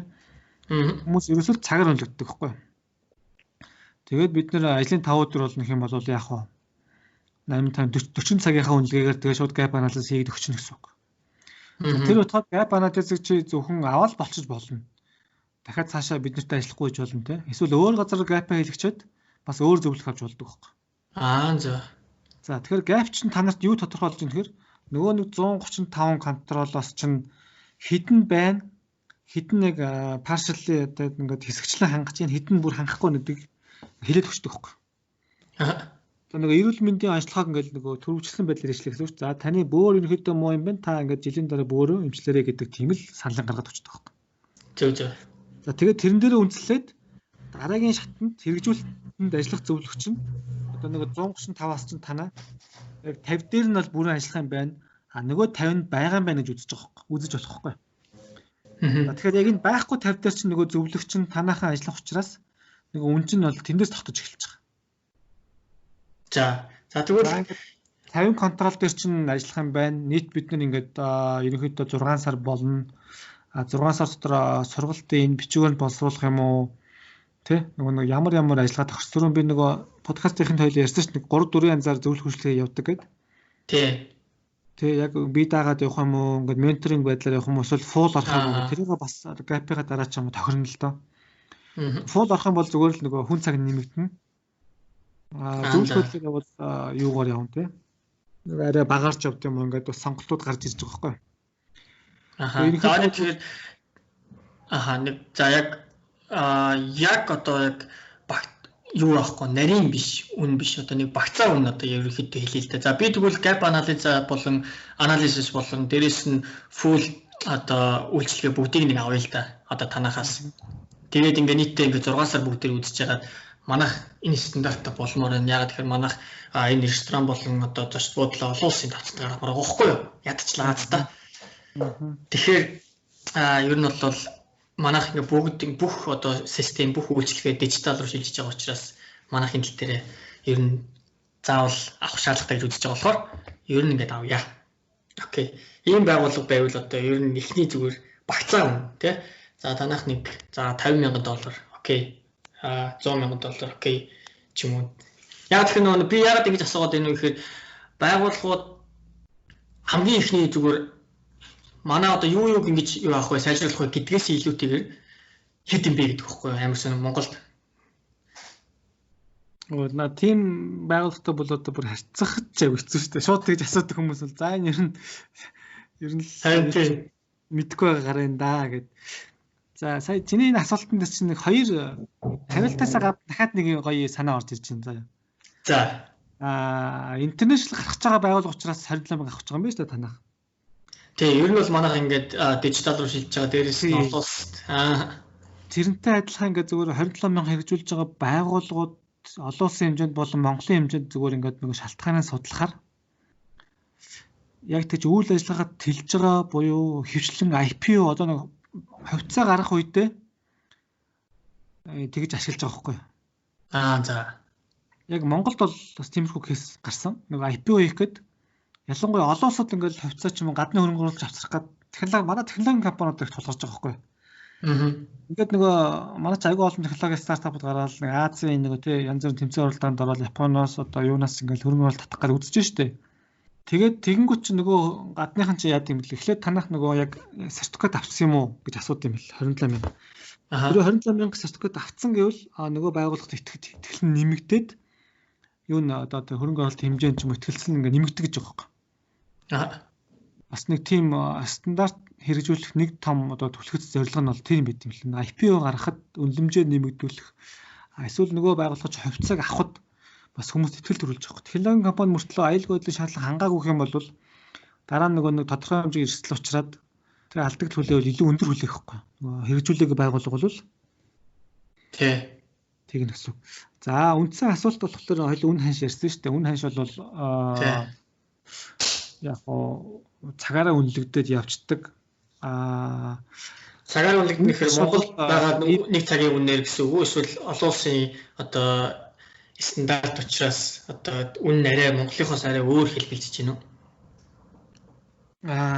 Тэр одоо Монголд ингэж байгаа. Монголд бол зарим нь бол их одоо бага үн санал болгоод байдаг. Өртгөөсөө нөгөө доошоо. Одоо ISO хэрэгжүүлж байгаа нөхдүүд гэсэн үг тийм. Хэрэгжүүлж байгаа нөхдүүд тийм. Өртгөөсөө доошоо үн санал болгох. Яг тэгэхээр ISO хяналтч энэ одоо өнөөдөр хүртэл зүгээр миний санаж байгаа 7 байгууллага хэрэгжүүлсэн байгаа байхгүй. 14 оноос хойш бараг л жилд нэг байгууллага тийм. Тэгэхээр жилд нэг байгууллага дээр чинь ингээд нөгөө бас шинээр орж байгаа хүмүүс ч юм уу эсвэл зүгээр бас стандартаар явдаг гэж зүгээр ийшээ түүхэн нэмэх гэсэн ч юм уу хүмүүс ингээд нөгөө үнийг айгуу тийм өрсөлдөхүүц биш байдлаар ингэж бас оруулах гэдэг тал ижиглээд яагаад гэдэг зах зээлд ингээд нөгөө одоо интервенцтэй нөгөө сөрөг юм үүсгээд байдаг тийм. Тэгээд тэрний хараа одоо чадвах нь юу гэдэг ч юм уу. Одоо тэр 7 компани их чинь зүгээр би бол тэр 7 компани 4-т нь шинэ ингээд ямар нэг бид оролцсон байдаг байхгүй.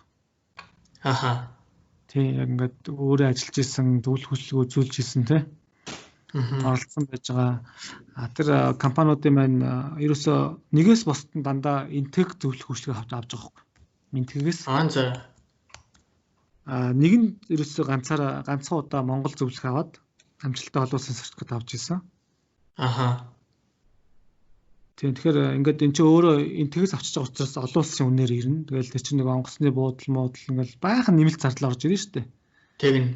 Тэгчиж байгаа. Тэгээд тэр нэг Монгол зөвлөх нь ер нь бол биелдэ одоо нэг өөрийгөө л жоохон тайруулаад байна. Яа тийм.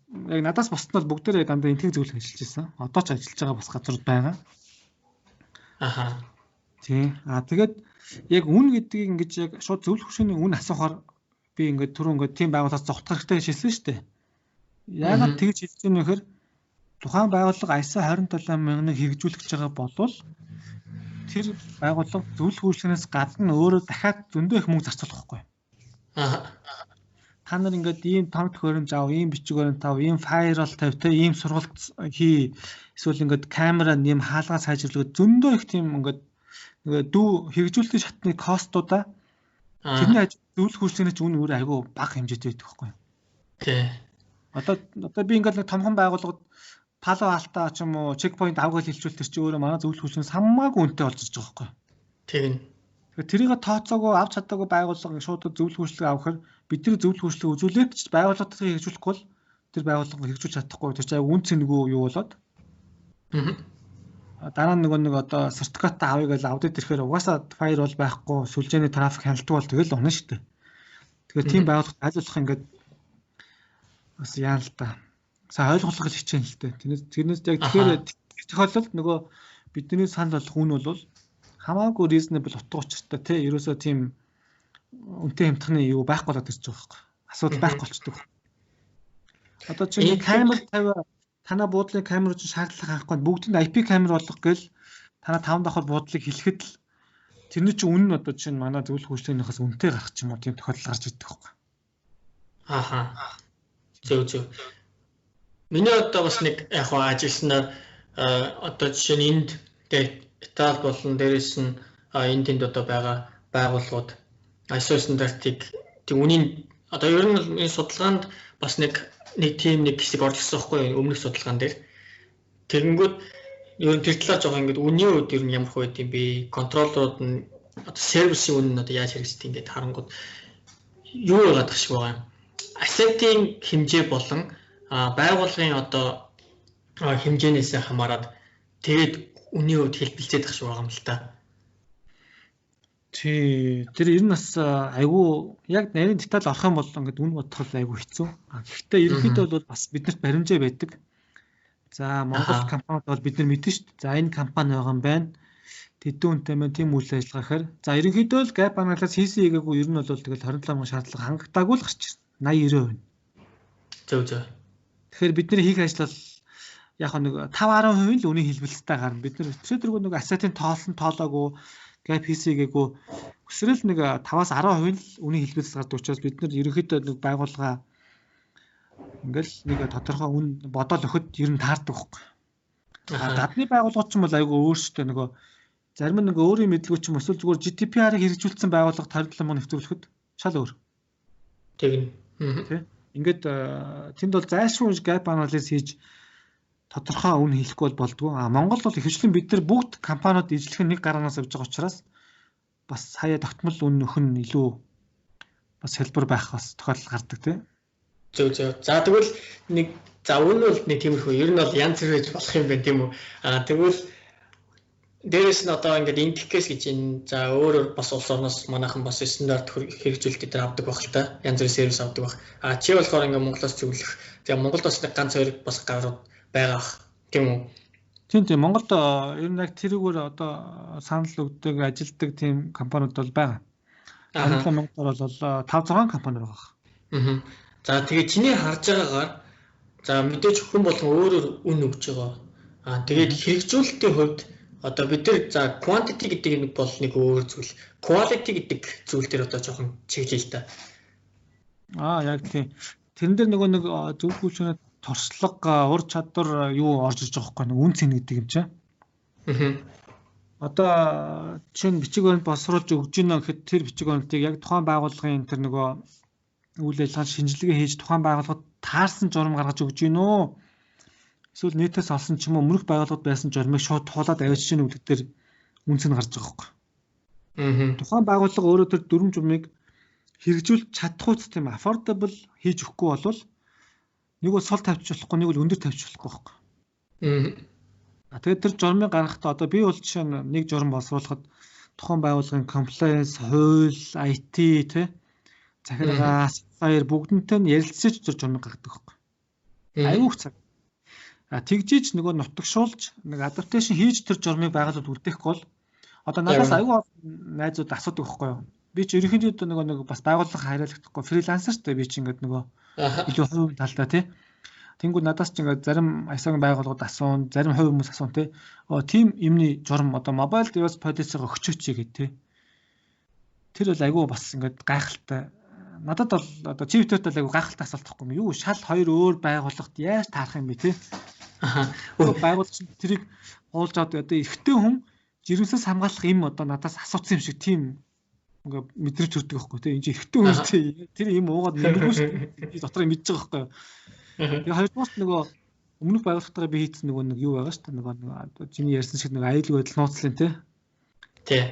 Тэр асуудал байж байгаа. Тэрийг бол өөх ямар ч боломж хууль эрх зүйд ч үндэслэл байхгүй. Нөгөө надаас гуйж байгаа найзгаа ботсон ч тэр найз чинь өнөөдөр яг нэг журамтай боллоо гэж бодож маргааш тэрийг хэрэгжүүлээд мөрдөөд явахаар тэр найзд минь хохиролтой байхгүй. Тэрийг бодоод бас өгөхгүй байхад. Тэгвэл одоо би одоо Монголд байгаа нэг байгууллага надад ер нь одоо quality ер нь бас чухал гэж үзэх юм бол би индикээс ч юм уу одоо хаана газараас тийм стандарт хэрэгжүүлдэг байгууллагаар үйлчлүүлсэн одоо чамаар үйлчлүүлсэн хоёрын хувьд quality-ийн хувьд одоо ялгаа гарна шүү дээ тий. Тэгэхээр чи бол Монгол хүн одоо байгууллагаараа үйлчлүүлвэл нийт үнийн хувьд бас гайгүй тусна. Дээрээс нь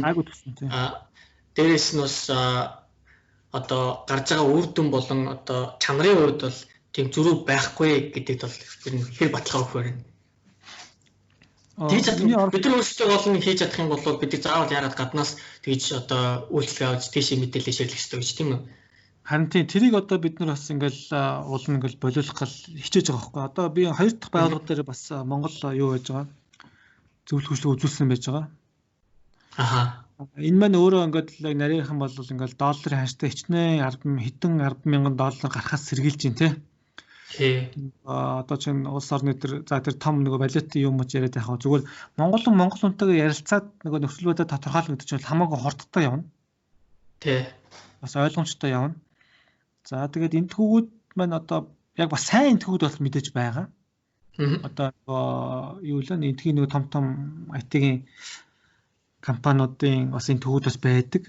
Зүгээр энтхэг чинь том зах зээл учраас бас нөгөө бие чаднууд бас байдаг. Тий. Зах зээл шүү дээ. Одоо тэгэхээр монголчхан аль нэгдийг бас сайн яах хэрэгтэй л дээ. Үнэлж цэгнээд за тэгээд нэг аясаач өөрөө цаанаа нөгөө сертификат хийдэг бодож айгу цөөхөн байдаг хгүй. Би ингэ хэрэгжүүллээ. Би ингээд нэг аль нэг байгууллагын одоо төв ч юм уу, PCB ч юм уу те аль байгууллагыг төлөөлж одоо тэр сертификат баталгаажуулж ийм айгу чухал хгүй. Тий. Тэрийг нэрээ бод асууя л да. Английн BSI, Канадын, Америкийн PCB, эсвэл Германы төв бол ер нь 3 том тийм компанид хуваагдсан байж байгаа шүү дээ. За. Тэнгүүт манай одоо нэвтрүүлэлт хийсэн газар дараа нэг хөндлөнгөөс аудит хийхээр одоо би бол шууд BSI төв юм уу? Юу л салуулгадаг. Нөгөө төв BSI юм уу тийм нэр хүндтэй байвал барууны компани салуулна гэсэн үг. За энэ төвүүд болохоор буцаад энтэх компаниараа аудит хийлгэждэг байхгүй. Зөв. Хийгээл нэг тийм юу ажиллаа гээл яг жигнэсээ яг олон улсын international recognized хийх юм бол тэр нас нөлөөтэй. Яг гадны хөрөнгө оруулагчид тэрийг хардсан юм бэл. Чи нөгөө Оксфордын дипломтой байна уу? Зүгээр одоо тийм жижигхэн Монголын одоо тэр нэг сургуулийн дипломтой байна уу гэдэг шиг. Зөв. Ингээд international юм бол нэг тийм компаниар хийсэн сертификатжуулсан юм бол тийм ямар ч таны ингээл эсвэл Английн BSI ч юм уу Америкийн Канадын PCB-гэр аудит хийлгэсэн юм бол бас шал өөр яаж авч үзт юм бэл. Зөв. За ойлгомжтой. Тэгээд миний бол одоо зөвлөх хөшлөг маань бол нэг PCB гэдэг байгууллагаар баталгаажуулагдсан. Тэгэхээр чи Монгол одоо стандарт хэрэгжүүлэх зөвлөх үйлчлэг өгөхийн тулд бас тэр PCB-гээс бас certified болсон тийм байх хэрэгтэй гэсэн үг үү те? Асаад өөрөө тийм шаардлага байхгүй. Заавал нэвтрүүлж байгаа хүн зүгээр дурын хүн байх боломжтой юм. Одоо implementation certificate гэж байдаг боловч яг хэрэгжүүлж байгаа байгууллага тийм сертификаттай хүнээр ч юм уу өөрсдөө тийм сертификаттай байж байгаад хэрэгжүүлнэ гэсэн ойлголт байхгүй байхгүй. Байдаггүй. Зөв. Тэгэхээр хэрвээ энэ стандартыг мэдж байгаа байгууллага дээр өөрсдөө хэрэгжүүлэх чадвартай хүн боловсруучид байгаа гэж бодож байгаа бол заавал тийм сервис гаднаас авах шаардлагагүй өөрсдөө хэрэгжүүлчих боломжтой юм байна шүү дээ. Тэгээд тэрийг аудит хийлгэчих болох юм байна шүү дээ, тий. Харин аудит нь бол заавал сертификат байх хэрэгтэй. Тийм байна, тий. Ясаа 27,000-ын аудитор байх хэрэгтэй. Зөв. За одоо би энгийн нэг хэрэглэгч одоо ямар ч IT-ийн мэдлэггүй зүгээр нэг одоо хүн байлаа л да би за сэтгүүлийн анги төгссөн тий. Сэтгүүлч хийдэг. Тэгвэл би бараг хүн болгоноос асуугаад байдیں۔ Мэргэжлийн хүн болгоноос. За энэ сэтгүүлийн анги төгссөн би одоо яагаад би өөрийнхөө аюулгүй байдалд цахим орчинд одоо өөрийгөө аюулгүй байлгах тал дээр би яагаад анхаарах ёстой гэж. Тэнд одоо өөрийнх нь мэргэжлийн төгссөн, тэнд одоо угаасаа энэ IT төгссөн, IT-ийн мэргэжилтэй, аюулгүй байдлын мэргэжилтийн хүмүүс байхад чинь би өөрийгөө заавал хамгаалах ёстой юм уу? Тэр хүмүүс ажил хийх л дээ. Би өөрийнхөө сэтгүүлийн ажлыг хийж ийл та. Ийм сэтгүүлч хүмүүс байна л да.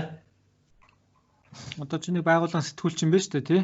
Тий, би нэг сэтгүүлч. Тэгэнгүүт тэр IT албаж байх ч одоо тэдний ажлыг хийхгүй би яагаад заавал бас энэ талаар мэдлэгтэй болох ёстой юм. Тэгэхээр аюулгүй байдал гэдэг чинь өөрөө нэгдүгээр технологийн асуудал бол бага хгүй. Одоо нөгөө хамгаалах ёстой, анхаарах ёстой юм дотор чинь технологийнх нь хариуцах хэсэг нь айгүй бага хувьтай. Түрүүн жишээнд дурдсан шиг цаасын хэлбэрээр байгаа мэдээлэл чинь илүү нөгөө жин дараад идэг, илүү их идэг. За тэгээд IT-ийнхэн бол зөвхөн чиний компьютер болон байгууллагын дотоод сүлжээг хязгаарлагдана. Гэтэл өөрөө сэтгүүлч учраас маш их гадуур явж таарна. Маш их нөгөө байгууллагынхаа тэр цар хүрээ скоп одоо скопыг хоёул тодорхойлсон шүү дээ хамгийн анх те нөгөө байгууллагын ийм офис ийм үйл ажиллагаа гэтэл нөгөө сэтгүүлч мэл тэрнээс байн гадуур гарч байгаа байхгүй. Байн гадуур явна. Чи мэдээлэл их сурвалжтай холбогдно өөрөө мэдээлэл дамжуулна. Энэ үедээ ч утсаар ярина, мэйл өчнө, эсвэл хүнтэй ярина гэд маш олон байдлаар мэдээллийг ингэж мэдээллийн харилцаанд орж байгаа учраас тэр болгон чамайг IT ч юм уу, за бүр нэг security тий хүмүүс дагаад явах боломжтой учраас яалтчгүй өөрийгөө л анхаарна. Хас өөр зам байхгүй. Одоо чи нэг кофе шоп суугаад нийтлээ бичгтээ чи кофе шопыг чи хажууд сууж байгаа чиний компьютерийн пин кодыг ч юм уу хараад эсвэл чиний ноутбукийг чи ингээд аваа авчиж болохгүй байхгүй. Гэх мэт яг сэтгүүлч гэхгүй ер нь бол тухайн байгууллагын бүх хүндэл хамаатай шинүүдийг татчихсан тий. Тэгээд ерөөсөө сүүлийн судалгаанууд ч гэсэн дандаа харуулж байгаа.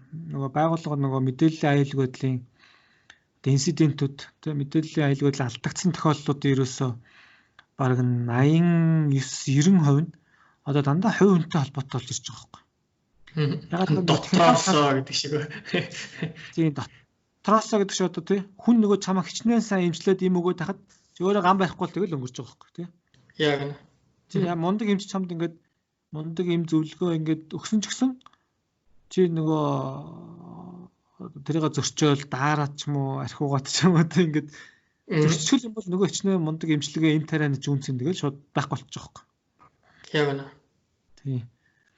За тэгээд энийг сонсож байгаа хүн байгаа бол хэдийдээ өөрийгөө одоо хэдийдээ IT хүн биш ч гэсэн ядчил суур ойлголттой болох ёстой шүү гэдэг тал дээр одоо бид тэр зөвлөж байна дээрээс нь гуйж байна. Одоо гуйдаг бас эсвэл тэ эхлээд ч тийм эхэндээ ч одоо баг загнаад байдаг байсан чинь одоо сүүлдээ ингээд гуйж гинэ сурчгаа. Яг одоо сарцсан гайг болж байгаа Монгол ер нь бас гайг болж байгаа. Одоо манай дээдлээ одоо шинэ манай Mobcom Баска гэж ах байдаг ч мэдэх болов. Одоо IBM-д орсон дээр Басках энэ бол бас гой түүх ярьдаг байхгүй юу? Барыгийн зочноор барыг урчиж гэнэ яаж гэнэ гэх. Басках маань бол зүгээр аюулгүй байдлыг хангасныхаа төлөө зүгээр хүмүүстэй хэрэлдэх бүр ингэж цохиулах үе байсан байхгүй ингэж физикали тий. Тийм тохиолдлыг хүртэл үзчихэж одоо энэ салбарт бас нэлээд их хүчин зүтгэж ирсэн бас хүмүүс байж гин. Тэгээд бас за яг ингээд хоёлаа өнөөдөр бас нэлээд урт ярьчлаа. Би өгөн чамаас бас нэлээд бас юм сонин дуулъя те. Энд одоо номын дууг сонсоод багууны оронд ирж байгаа хүнээс гэсэн чи ерөөсөө боломж олохгүйсээр бас нэлээд их юу яачлаа, цаг авчлаа. Тэгээд энэ хүртэл бас сонсогчтой баярлалаа. Энэ бас нэлээд бас яг нарийн ярихад бас жоохон сонирхолтой сэтгэлтэй. Ер нь яг хөө энгийн хүн сонсуулж явах сонирхолтой гэж магадгүй. Яг гэхдээ яг байгууллагын удирдлагын төвшин ч юм уу эсвэл инженерүүд рүү очих юм бол та нар сонирхолтой байсан байгаагүй нэг цэгт тавиад сонсоодохорой. Тэгээд ядчил санаа аваа те. За ядчил ингэх юм биш үү гэдэг нэг үндсэн ойлголтоо аваад тэгээд цаашлах юм бол тэг байгууллага дээр хэрэгжүүлэх тал дээр бас гар бие оролцоод явж болно шүү гэдэг л дээр. Энийгээ баг хоёлаа хамгийн ихэнд хэлэх хэрэгтэй байж тээ. Энэ жоохон сонсох хэрэгтэй шүү гэдэг. Харин за та. Тэгээ заах яах тий. Тэг юун дээр л биччихээ, description дээр л биччихээ ингээд. Сүүлд хэлснийг газ оч сонсчоод эхнээс нь сонссоо. За. Илээ оройчлаа гэсэн баг надад сонирхолтой юм асах бүр нойрс ирж одоо энэ чинь шөнийн 1 цаг болж чинь баг дахиад юм хиймэрч юм шиг зэрэгчдэг байсан нэг ойрд энийг яриаг нэг коронавигаас болоод бас энд бас нөгөө хамаагүй ажил үйлчлэгээ зогсцсон. Яг хоо миний одоо ажиллаж байгаа өөр төсөл бол явж байгаа л да. Гэхдээ яг нэг аюулгүй байдлаараа бас яг нэг хэдэн сар бас ажиллаагүй бас яг яасан биш үү? Сансан биш үү? Үгүй харин ингээ хүмүүстэй ингээ ярилцаад хахад бас аюул сонирхолтой байт юм. Ингээ хүмүүстэй ингээ адилхан юу вэ мэдлэгээ хуваалцаад ингээ яваад хахаар тэг бидний гол зорилго нь янз бүрийн мэрэгжлийн янз бүрийн одоо төвчний хүмүүст мэдээлэл түгэх болохоор. За ингээд бид хоёртай хамт байсан ингээ бүх сонсогчдод баярлалаа. Тэгээд өшөө илүү дэлгэрэнгүй мэдээлэл гой одоо аюулгүй байдлын талаарх зөвлөгөөнүүд авахыг хүсэж байгаа бол айгүй олон YouTube суугууд, подкастууд ер нь одоо эдгээр өдрүүдэд мэдлж байгаа. За өөрийнхөө YouTube суугийг одоо жишээ нь хэлж болж байна. Гамбаяр ууганбаяр гэдэг. Дээрээс нь манай багшийн YouTube сууг байна. Огт хоёр багшийн одоо YouTube сууг байна. За тэгээд дээрээс нь бас шүтээсийн бас одоо оюутнуудын бас YouTube суугууд байх шиг байсан. Мойшийн нэг оюутны бас аюулгүй байдлын сууг байх шиг харагдсан. Тэгээд иймэрхүү одоо хэрвээ аюулгүй байдлаар сонирхож байгаа бол тэр чиглэлийн одоо мэдээллүүд ер нь эдгээр өдрүүдэд нэлээд эрттэй гарч хэлж байгаа шүү. Тэгэхээр та бүхэн өөрсдийнхоос яг сонирхож байгаа сэдвээр сонирхож байгаа одоо левелд тохируулаад тий мэдээллүүдээ олоод авах боломжтой шүү гэж хэлье. Одоо чинь ер нь одоо сүүлүүд аягүй гоё болчиход гадаад хэл дээр ч гэсэн айгүйх мэдээлэл талч. Одоо 2010 онд ингээд яг намайг ингээ анх ажиллаж байхад бол бүр англиарч мэдээлэл айгүй ховор байсан шүү дээ. Тий. Тэр үчин тэгэл өстой хэлж айгүй муу байлаа шүү дээ. Одоо тэгээд ингээд үдгчтэй сонсогчдод бүгдэнд нь баярлалаа. Дараагийн зочноор бүгдээрээ уулзцгаая. Тэгээд Тэнгистэй бас урилга хүлээж авч сонирхолтой яриа өрнүүлсэн, гой зөвлөмжүүдийг өгсөн явдалд нь маш их баярлалаа. Тэгээд дараа бас дахиад гоё ингээд ток хэдэр хийхэд оролцоорой. За боллоо. Урилгыг хүлээж авлаа. Баярлалаа. За сайхан амраарай. За сайхан амраарай.